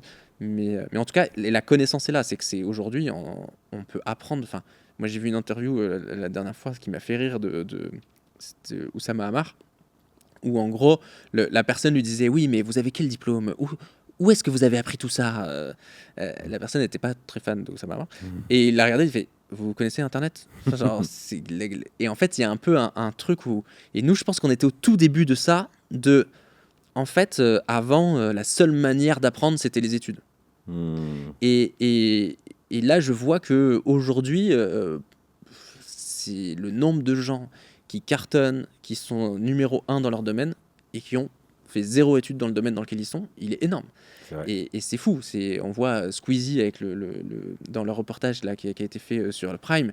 C'est lunaire. Le mec fait des trucs qui sont dignes de la télé. Il a 0 diplôme, quoi. Enfin, c'est juste dingue. Et je pense qu'en fait, aujourd'hui, c'est possible. Donc, pour moi, c'est quand même plus facile aujourd'hui qu'avant. C'est vrai qu'il y a beaucoup de choses qui ont évolué. Je te propose de switcher sur un autre sujet. On a un peu parlé sur le lien avec la famille. Tu as 3 enfants. Tu viens d'une famille, tu l'as dit, où il y a eu un divorce. Ouais. Tu as une éducation stricte, très stricte, tu me disais. J'aime bien l'histoire que tu racontes où si tu mangeais pas le soir, tu retrouvais le plat au petit-déj. Ça, c'est comment sûr. tu as fait pour faire le tri entre, OK, qu'est-ce que je dois garder de mon éducation et qu'est-ce que je dois faire évoluer? Je pense que j'ai fait un peu comme beaucoup de gens. Quoique, non, peut-être pas. Je pense que j'ai fait j'ai beaucoup réfléchi, j'ai beaucoup travaillé à ça. J'ai des notes dans mon Notion sur ça, sur les valeurs que En fait, moi, mes parents sont des gens qui parlent pas beaucoup. OK. Donc, j'ai pas eu l'impression d'avoir une transmission par la parole énormément. C'est plutôt des gens du faire. Et du coup, ça a été. Il y a une fois, il y a quelqu'un qui m'a posé la question, c'est quoi les valeurs que tes parents t'ont transmis? Et en fait, ça a été très dur pour moi de répondre. Parce qu'en fait, j'ai pas, je suis pas un truc où mon père s'est jamais installé en disant les valeurs dans notre famille, c'est ça, quoi. J'ai pas le souvenir en tout cas de ça. Et donc, du coup, j'ai fait ce travail. Je me suis dit, c'est super intéressante cette question. Et du coup, j'ai ouvert mon Notion et j'ai essayé de bosser en écrivant comme ça. Qu'est-ce qui me venait en fait? Quelles étaient? Et donc, j'ai commencé par moi. Quelles sont mes valeurs? Et puis, qu'est-ce qui vient de moi et qu'est-ce qui vient d'au-dessus? La plupart viennent d'au-dessus. Et je pense qu'en fait, donc c'est beaucoup ça en fait. Je me suis dit, qui je suis aujourd'hui, c'est essentiellement, en tout cas en grande partie grâce à mes parents. Et tous les gens qu'on rencontre, mais bon, les parents, pendant longtemps quand même, pendant une vingtaine d'années de notre vie, ils sont là à s'investir. Donc c'est quand même beaucoup grâce à nos parents. Et donc du coup, même s'il y a des choses où sur le moment on n'aime pas, enfin moi il y a plein de trucs que j'ai reproché à mes parents pendant longtemps, qui finalement aujourd'hui je dis c'est pas bête quand même là-dessus, merci. Et du coup je pense que donc je pense qu'il y a ce premier tri là de dire tiens qu'est-ce que ça donne. C'était quoi les valeurs alors du coup? La valeur du travail qui était très forte, de persévérance. Ma mère m'a beaucoup appris la valeur de justement on peut y arriver même si on n'a pas de diplôme. Ma mère elle n'a pas de diplôme. Elle a juste l'équivalent du brevet de l'époque, je sais plus comment ça s'appelle. Mais elle n'a pas son bac. Elle a fini directrice d'un office du tourisme avec une valorisation. À un moment donné, elle a fait une valorisation des acquis, je sais plus quoi, BTS, etc. Et en gros, elle a fini directrice d'une structure, quoi, donc avec des salariés, etc., etc. Donc du coup, alors qu'elle a gardé des enfants jusqu'à mes 7 ans, et après seulement, elle a été, quand mes parents se sont séparés, elle a dû avoir un travail qui gagne plus, donc après elle a commencé. Et en fait, elle a gravi les échelons petit à petit, etc. Et elle s'est donnée, quoi. Moi, j'ai vu ma mère bosser le soir. J'ai bossé dans son boulot, revenir le soir, potasser des trucs, apprendre l'anglais, apprendre le truc, et tout après, quoi. Donc je l'ai vu beaucoup bosser, la compta, le machin. J'ai un beau-frère qui est comptable, il venait le soir lui apprendre la compta, machin, pour qu'elle puisse comprendre, etc. Donc en fait, je l'ai beaucoup vu trimer pour progresser, pour apprendre, pour appliquer, pour grimper les échelons, etc. dans son travail. Ça m'a appris. Et puis c'est une phrase qu'elle nous répétait tout le temps, que je détestais, quand on veut, on peut. qui est moyennement vrai, parce que, enfin, je veux dire, dites à une personne qui n'a pas de jambes qu'il peut courir, voilà. Mais, donc il y a des choses qu'on ne peut pas. Mais quand même, il y a beaucoup de choses, quand on veut, on peut, quoi. Si on se donne les moyens, on peut. C'est un début de développement personnel. Là, ouais, c'est exactement ça. Et en gros, donc ça j'ai beaucoup appris. Mon père m'a appris un truc qui est marrant, c'est la débrouillardise. Ok. Ma mère l'a aussi un peu, mais mon père, vraiment, j'ai vu mon père débrouillardise, très gros bricoleur. Ouais. Donc, faut trouver des moyens et on va y arriver, quoi. Et ça, il m'a appris la rigueur du rangement, donc le fait que les outils sont au bon endroit, quoi. On avait le droit d'utiliser. Moi, c'est assez marrant, c'est une règle que j'applique pas encore à mes enfants, mais que j'aimerais appliquer. Mais le truc, c'est que en ce moment, ma maison est en rénovation, donc j'arrive pas à l'appliquer pour moi-même. Donc je peux pas l'appliquer à mes enfants. Mais mon père avait un établi, mais avec dessiné la place du marteau, elle est dessinée, quoi. On sait que le marteau, il se range là, pas à côté, quoi. Et en gros, et quand on faisait, moi, à chaque fois que je venais, j'aimerais trop une cabane, un machin, je sais pas quoi. Mon père disait, ok. Il m'a jamais dit non, en fait, sur ce genre de truc. Et il m'a toujours dit, ok, on y va. Il allait dans l'établi, il disait, ok, on a besoin de quoi? On a besoin de bois, on va chercher du bois, on a besoin de quoi? Et en fait, on préparait tout ce qu'on avait besoin avant, tous les outils qu'on avait besoin. C'est pas genre, ok, on se lance, et puis, ah mince, il me faut une scie, je vais aller chercher une scie. Non, c'est, tu prépares ce que tu as besoin, tu mets tout, tu descends tout, là tu bosses, puis après tu re-ranges tout. Et en gros, c'est, t'as le droit d'utiliser les outils, mais de la bonne manière, quoi. Et en fait, je sais même pas s'il a fait exprès de me l'apprendre, tu vois, c'est juste que je l'ai vu faire. C'est juste que, il m'a même pas dit, non, on fait comme ça, en fait. Je pense que c'est juste que je l'ai vu faire. Et donc, du coup, j'ai vu ça. Et je pense qu'il y a ça. Il y a. Mon père m'a appris le rendre service. Mon père, c'est je le voyais tout le temps rendre service à tout le monde, quoi. Il a fait le bois pour les voisins, toute la famille, les oncles, les tantes, etc. On faisait le bois, machin, on rangeait. Moi, petit, ça rendait fou ma mère, mais petit, je coupais du bois à la scie à ruban. Enfin, c'est complètement inconscient, mais des trucs. Et je pense que ça, ouais, il m'a beaucoup appris ça. Tu continues, quoi. Je me rappelle d'une fois où on était chez mon parrain. Et pour que ça coûte moins cher, en fait, ils achetaient je crois que ça s'appelle des billes, en gros le tronc de l'arbre, quoi, mais plein. Et en fait, ils débitaient tout. Mon père était un ancien bûcheron, donc en fait, ils débitaient tout, ils en faisaient des bûches et en fait, ils arrosaient toute la famille avec, quoi. Enfin, et donc ça coûtait moins cher parce que plutôt que d'amener des bûches toutes faites chez toi, quoi. Et en gros, moi, quand j'étais du coup un week-end sur deux chez mon père, et un week-end où je vais, et du coup, moi, j'étais gamin, je devais avoir 8-9 ans, je sais pas, et je dis, bah, tu veux aider, quoi. À cet âge-là, tu vois ton père avec une grosse tronçonneuse, tu fais ah. Et mon père me donne une scie, il me dit, tiens, il y a des petites branches là-bas, t'as qu'à aller couper ça, quoi. Et j'y vais, enfin, petites branches, c'était des trucs quand même, fallait quand même y aller, quoi, surtout pour un gamin de l'âge que j'avais, quoi. Et j'y vais, et en me coupant, elle voit un peu, là, j'ai encore la cicatrice, la scie saute, en fait, et je me coupe le doigt, pas vraiment, mais genre, je fais une entaille, quoi.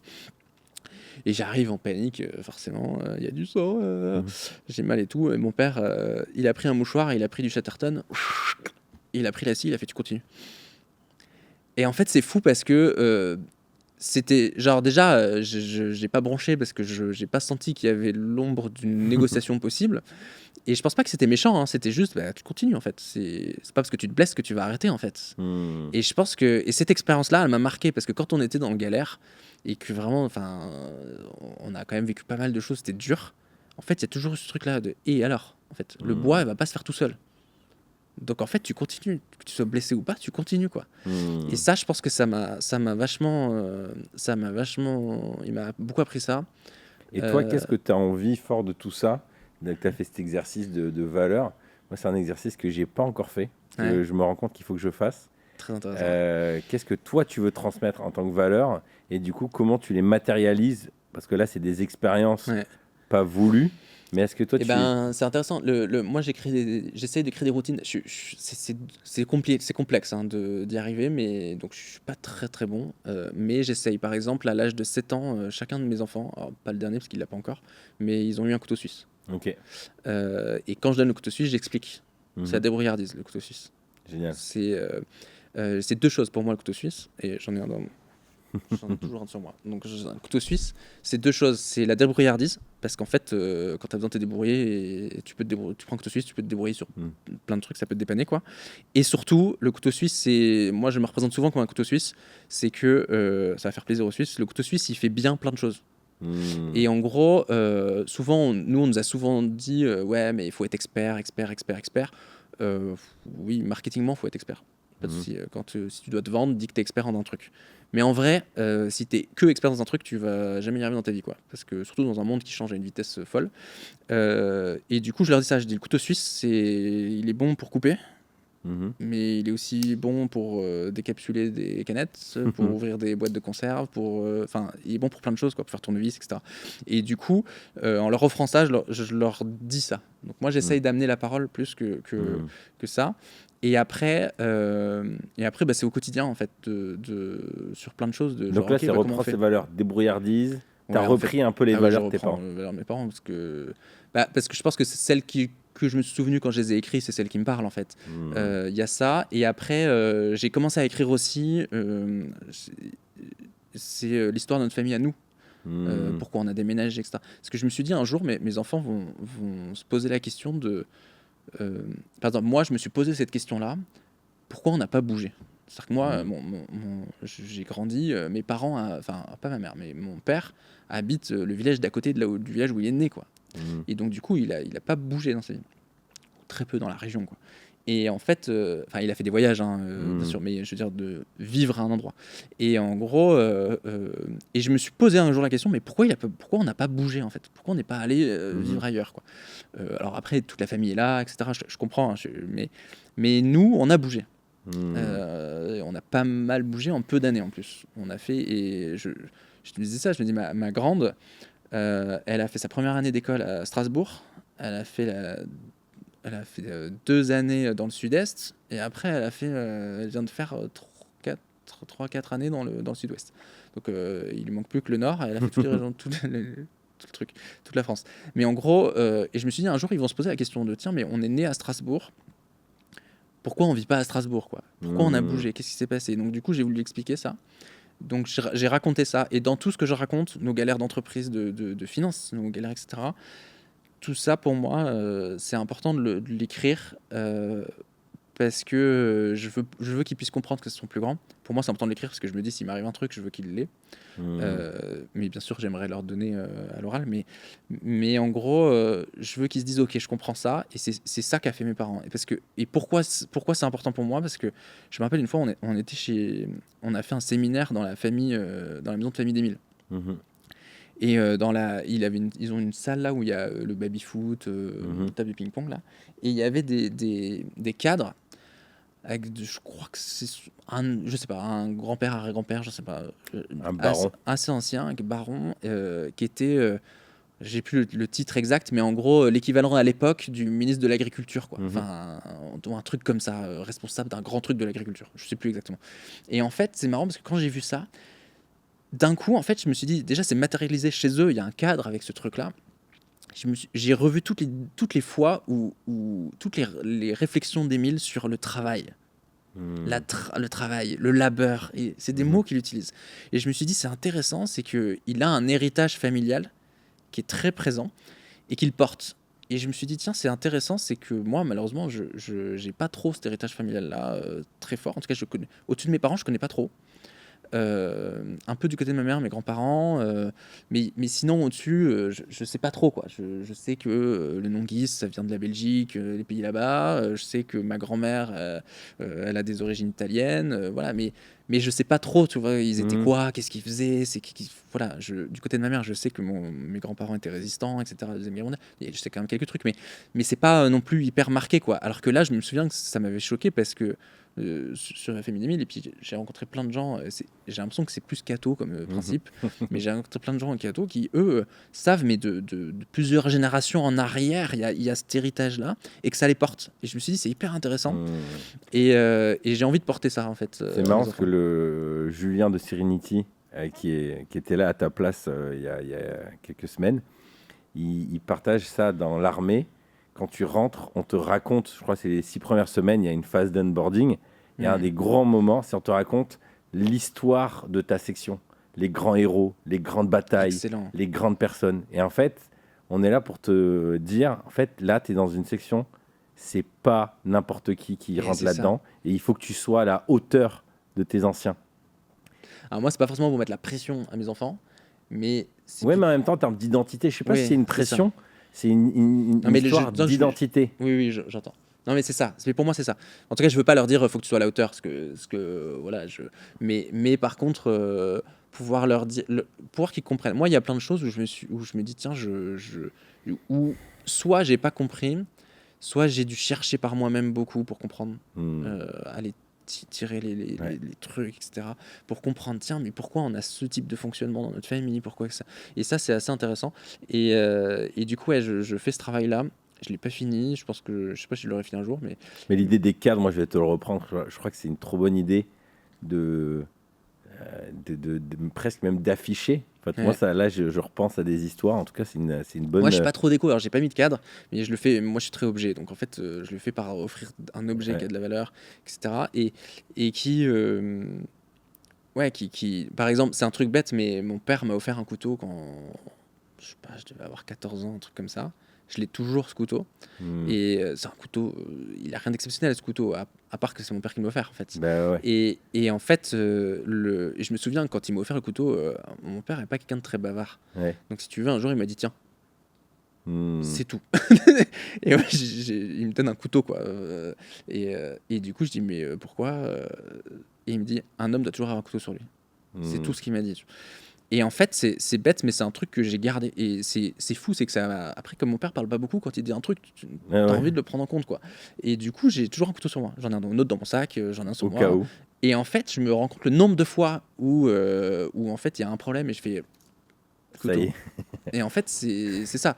Et du coup, je me dis, purée, c'est vrai, en fait. C'est une phrase un peu, c'est comme une maxime, mantra, quoi. Ouais, un mantra familial. Mais alors, j'aimerais te faire réagir à une citation sur laquelle je suis tombé. Elle est de Anne Sweeney, ex-président de Disney. Définissez le succès avec vos propres termes, atteignez-les avec vos propres règles et construisez une vie que vous êtes fier de vivre. Ma question pour toi, c'est quelle est ta définition du succès ? C'est intéressant parce que c'est une question... C'est un classique du dev perso. Un classique du dev perso, puis c'est assez intéressant parce que je trouve que la réponse, si tu m'avais posé la question il y a 10 ans, il y a 5 ans, il y a 2 ans, il y a 1 an peut-être, elle aurait changé. Et c'est ça qui est assez fou, mais je crois que Alors aujourd'hui, un des trucs qui me préoccupe et qui me permettrait de me dire je suis dans le succès, je pense c'est d'être le plus autonome possible. Okay. Dans autonome, je parle pas de l'autonomie à outrance alimentaire, électrique et machin, etc. Ça en fait partie forcément, mais en tout cas de se dire tiens, c'est-à-dire que typiquement ça va dans la même réflexion que ce qu'on disait tout à l'heure, c'est-à-dire que quand on fait de la prestation de service, on est complètement dépendant des clients. Il y a un client qui arrête, boum, c'est fini. Alors, on peut l'être moins si on a plein de clients, etc. Mais quand même, moi, là, ça va là-dedans, de se dire, OK, j'aimerais réussir un jour à... Aujourd'hui, je vends les produits des autres dans mon travail. Donc, on aide d'autres personnes à vendre leurs produits. J'aimerais beaucoup un jour à réussir à avoir mon produit, mes propres produits, quoi. Et du coup, vendre mes produits, etc. Ce qui fait que je dépends forcément de gens, hein, parce que on vit tous ensemble, mais disons que je dépendrai moins. Ça va aussi dans la... Donc, mon objectif n'est pas de me dire je vais être autonome à 100%, mais de gagner en autonomie. Donc, plus je gagne en... Si chaque année, je me dis, tiens, j'ai gagné un peu en autonomie, je me dis, ok, c'était une année réussie, quoi. Donc là, par exemple, j'ai installé des panneaux photovoltaïques chez moi. Je suis pas du tout autonome en électricité, mais... T'as avancé. Mais j'ai avancé, quoi. Donc, et je pense que c'est pas pour rien si on appelait la boîte Progressive Media à l'époque. C'est que la progression, pour moi, est un vrai enjeu. Et je crois que le succès, par exemple, que j'ai déjà atteint, c'est de donner à mes enfants une vie au niveau matériel. Ça peut paraître un peu bizarre, mais plus épanoui que ce que moi j'ai pu avoir en tant qu'enfant. Donc aujourd'hui, je suis tellement content quand on va dans un magasin. La dernière fois, avant l'été, ma fille devait partir en colo. On va au Décathlon pour acheter des affaires de colo. C'était une colo bivouac, donc il fallait acheter quelques trucs. Et en gros, et on arrive, il faut acheter des vêtements chauds, machin, etc. Parce que la nuit, il fait froid et tout ça. Et on arrive devant un suite, et devant le truc où il y a tous les suites qui sont là. Et je me souviens que moi, quand j'étais gamin, ma mère m'achetait des t-shirts Decathlon les moins chers d'une seule couleur. J'avais que des t-shirts de la même couleur, etc. J'ai gardé ce principe. Mais, mais pour d'autres raisons. Et là, je suis arrivé et en fait, on regarde les suites, etc. Et à un moment donné, elle voit un suite de marque qui coûte forcément 3 fois le prix. Moi, je suis pas du tout fringue. Donc du coup, ça me parle pas ce truc. C'est-à-dire qu'en plus que tu regardes les deux suites, je pense qu'ils ont été faits dans la même usine. Pareil, c'est juste qu'il y en a un, ils ont foutu un sticker avec un sticker, ils ont un flocage avec la marque, pas l'autre. Et elle m'a dit, oh, j'aimerais trop celui-là. Et en fait, ce truc de, ok, on en prend. T'en as besoin de combien? 2. On en prend 2. Et ce truc-là, je me suis dit, waouh, il y a 5 ans, je pouvais pas faire ça. Donc du coup là je me suis dit j'ai réussi un truc, il y a 5 ans on pouvait pas faire ça, mes parents n'ont pas fait ça, on pouvait pas faire ça et mes parents se sont battus pour que j'y arrive mieux en fait. Moi je me bats pour que mes enfants y arrivent mieux et on est en train de progresser. Et ce truc là il me touche beaucoup et pour moi ça c'est le succès, c'est d'arriver à upgrader et donner la chance à mes enfants de faire mieux que moi. Et pas forcément mieux dans plus de finances, plus de machin, tu vois, peu importe, mais en tout cas d'être évolution de la race, d'une évolution, exactement. Il y a ça et voilà. Après le succès, je pense que le succès vient beaucoup dans l'équilibre aussi. Et aujourd'hui je suis très dans le comment je vais réussir à équilibrer beaucoup mieux ma vie. Même si j'ai déjà fait énormément de progrès là-dedans, mais en gros, entre la vie perso, la vie de couple, la vie de papa, la vie d'entrepreneur, etc. Maintenant, ce que je fais depuis cette année, que j'avais pas fait depuis longtemps, la vie associative, sportive. Je fais association sportive, comme ça je cumule les deux. Mais en gros, c'est des trucs où ouais, j'aimerais être meilleur. Et le truc où je pense que je suis très mauvais encore et j'aimerais être meilleur, c'est la vie amicale, dans le sens où j'ai des super amis, mais que je vois jamais.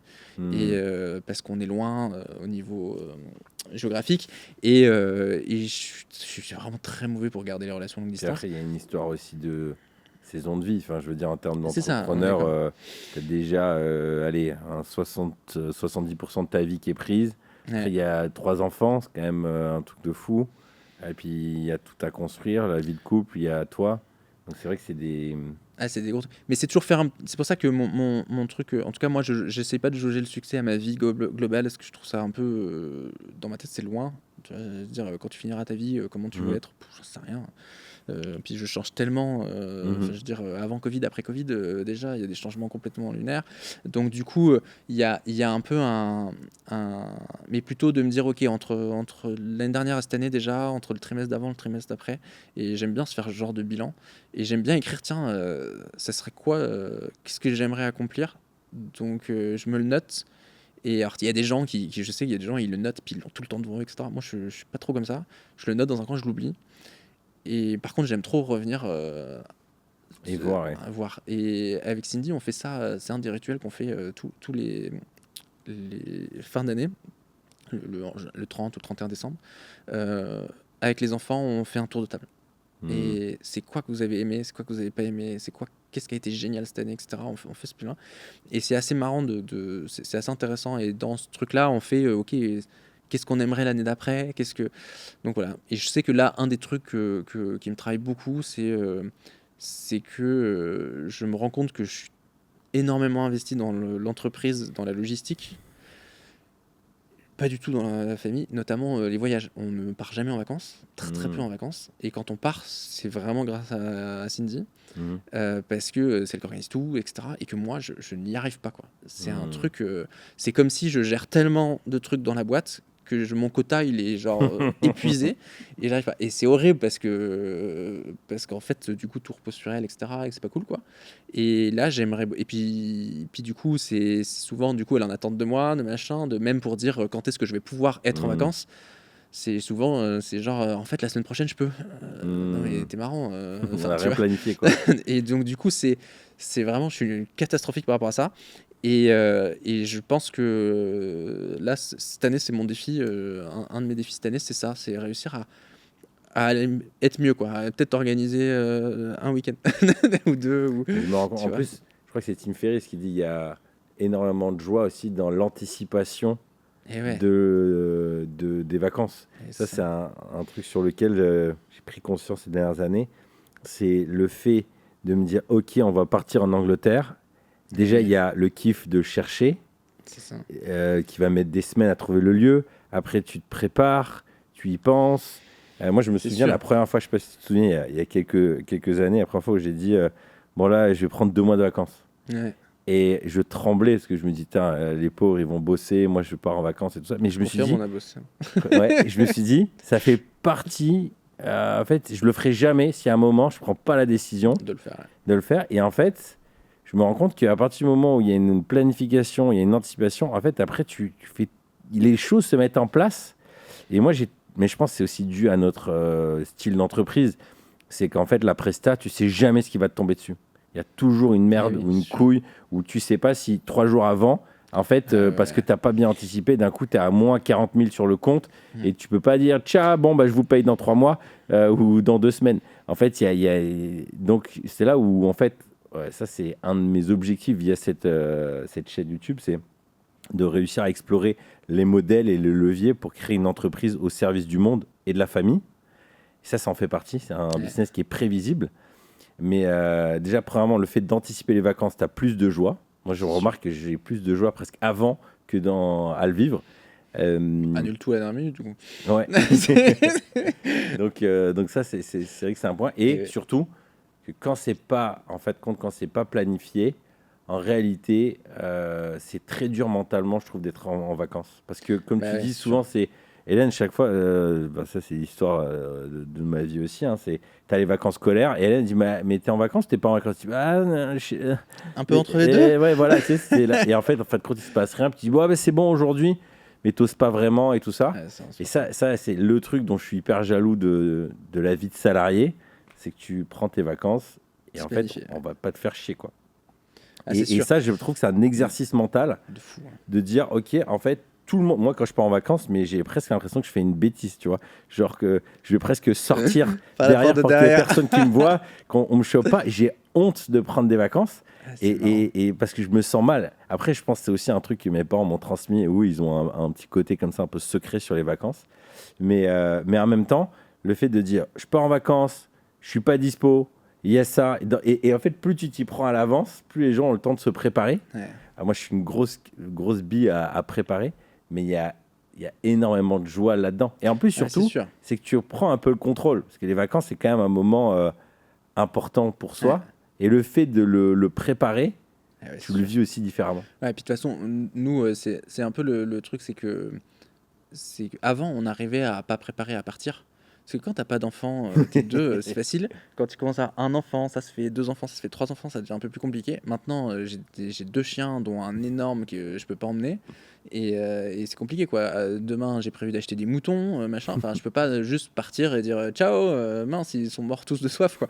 Donc en fait, c'est sûr que ça s'anticipe. Et maintenant, c'est obligé d'anticiper, quoi. Donc c'est sûr que c'est important. Mais ouais, c'est un de mes axes de progression que j'aimerais. Alors moi, j'aurais une dernière question pour toi. Dans cette nouvelle saison à laquelle tu es, tu disais que tu accompagnais déjà donc, des entrepreneurs à se développer. Je sais que tu as aussi bien envie de transmettre tout ce qu'on a vécu ces dernières années, comment on est passé de 160 à 4 millions. Qu'est-ce que tu aurais envie de dire à un entrepreneur? J'en ai rencontré un la semaine dernière, qui a 21, 22 ans, tout feu, tout flamme. Il vient de monter son agence de com, il a 4 salariés.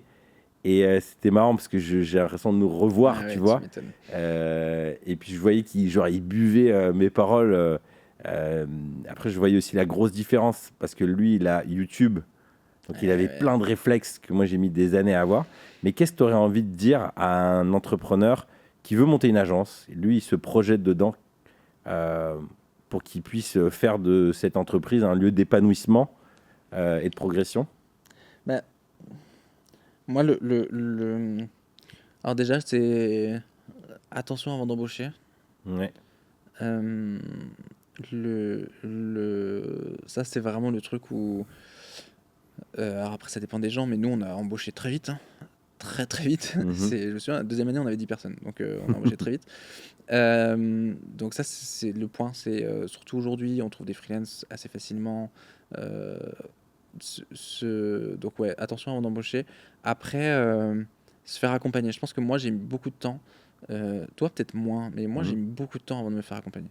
Et je te dis toujours, mais trouve un mentor, trouve un mentor. Et moi, j'étais, je sais pas trop. Et en fait, bah, c'est vrai que moi, mon réflexe a beaucoup plus été va chercher sur Google.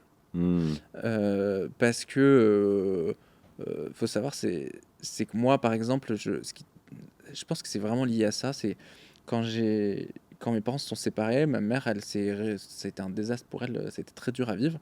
Et en gros, quand mon père est parti, elle s'est réfugiée dans le boulot, mais à 200%.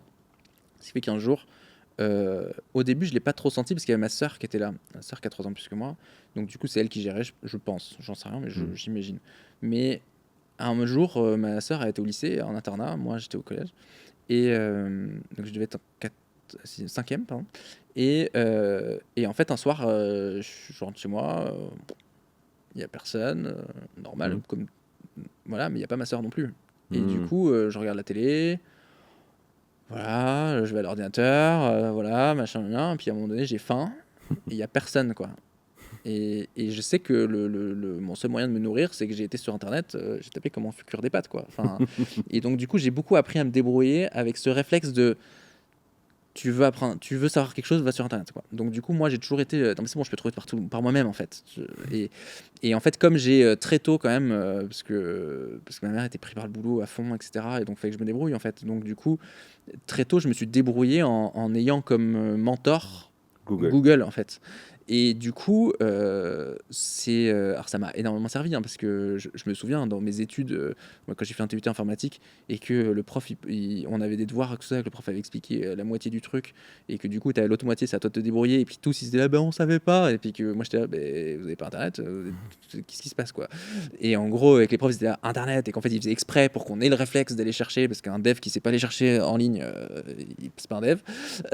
Et ben en fait, moi, j'avais déjà ce réflexe-là avec ce truc-là.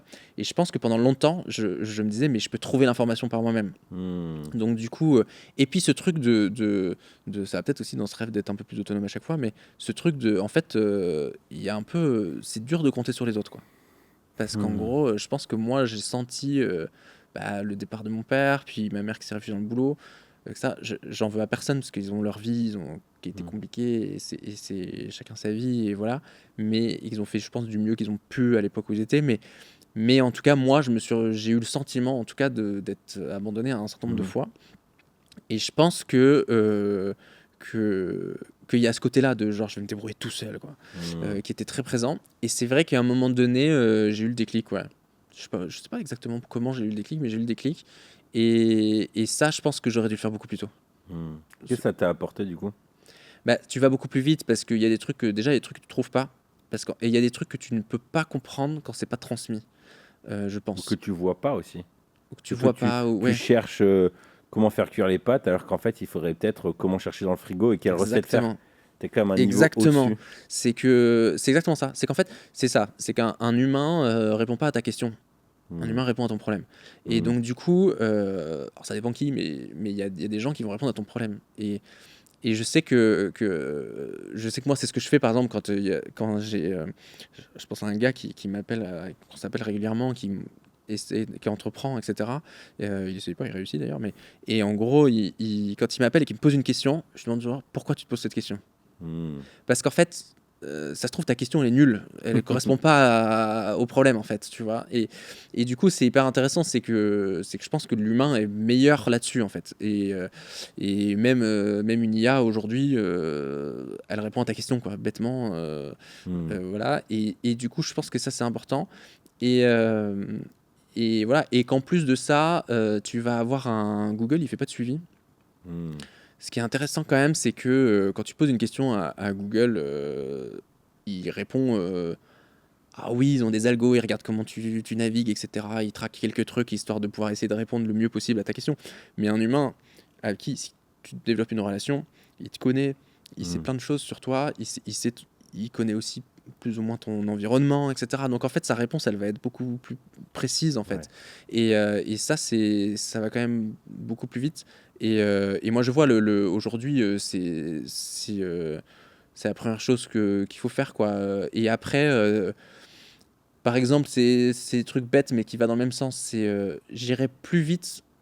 Je chercherai à gagner du temps en fait. C'est-à-dire que typiquement avant, là par exemple, on est en train pour la nouvelle structure qu'on est en train de créer. J'ai cherché un logiciel comptable. Avant, j'aurais cherché par moi-même tous les logiciels, été voir sur internet, les avis, machin, etc. J'aurais passé des heures. Là, j'ai fait le logiciel comptable là, poum poum, j'ai pris les 4 liens, j'ai pris des rendez-vous. J'ai passé 1 heure avec chaque.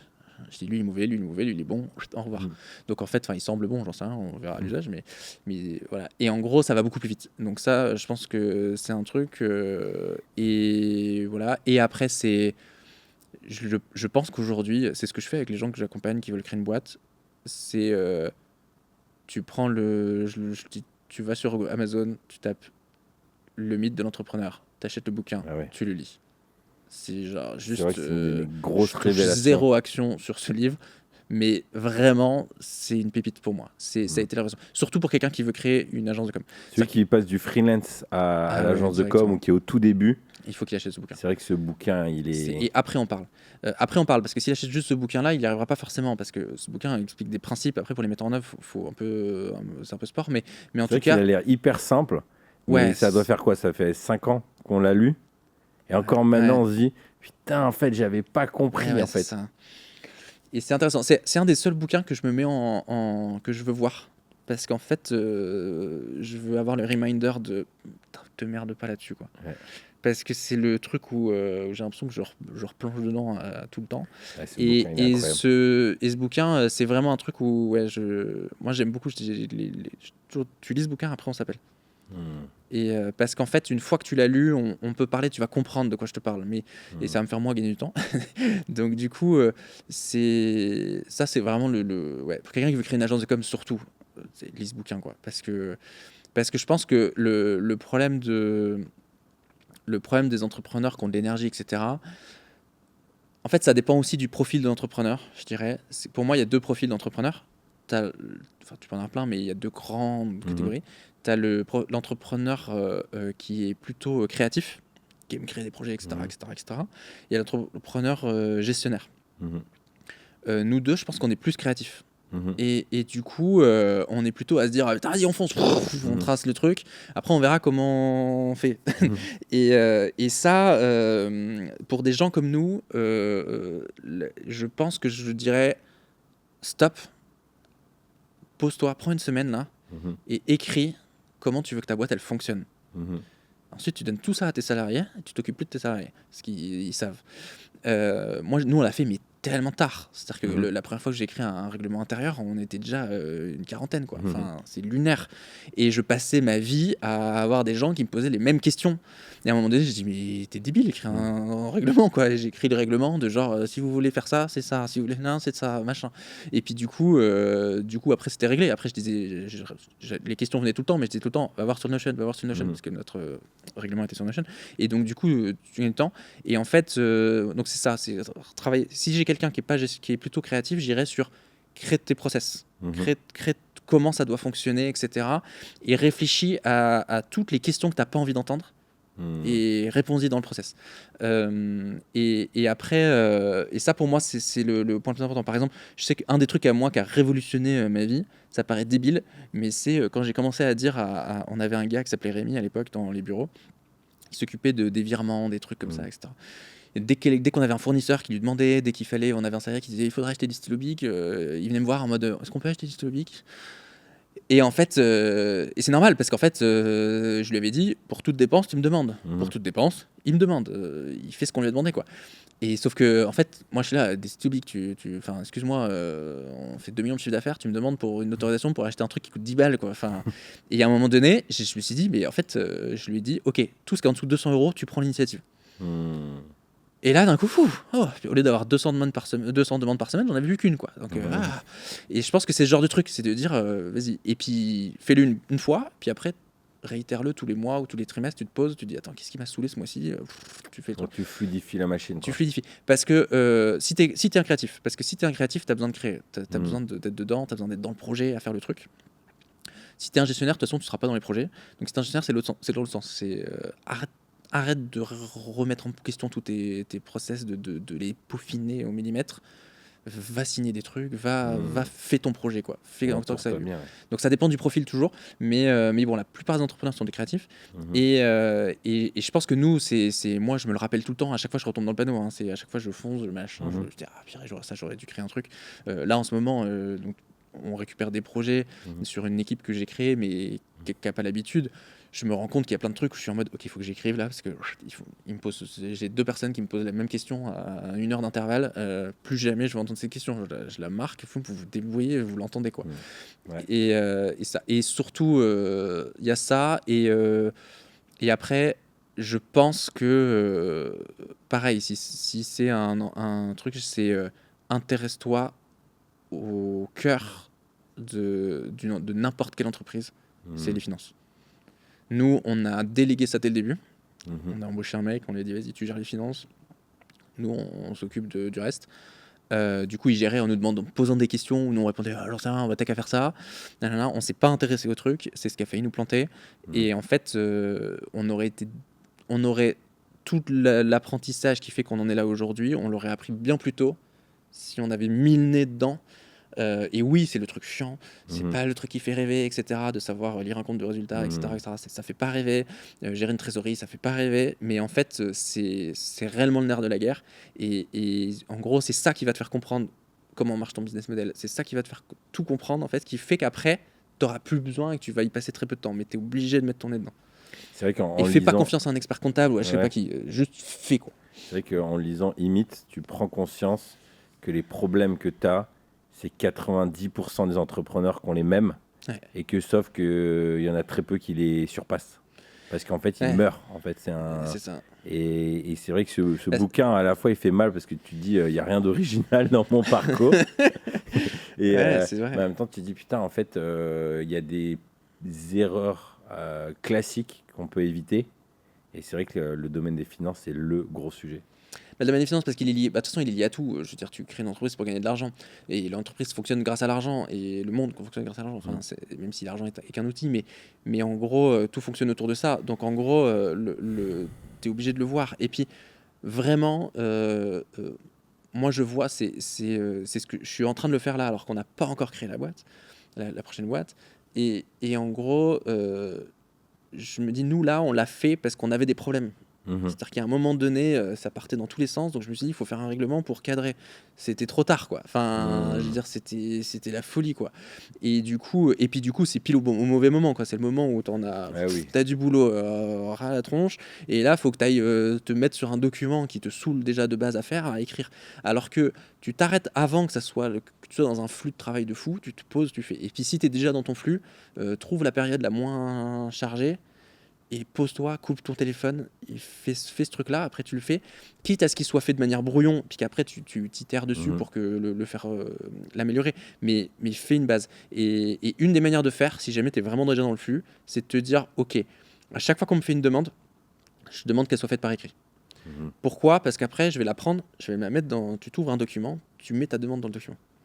Et à chaque fois qu'on te fait une demande, tu mets ta réponse. La réponse que tu donnes à la personne, tu peux lui donner à l'oral, mais tu l'écris en dessous. Ce qui fait qu'à chaque fois, après, tu dis aux gens, tu peux aller voir dans le doc, c'est lié. C'est ta base, quoi. Puis un jour, quand tu as le temps, tu fais en sorte qu'elle soit au propre.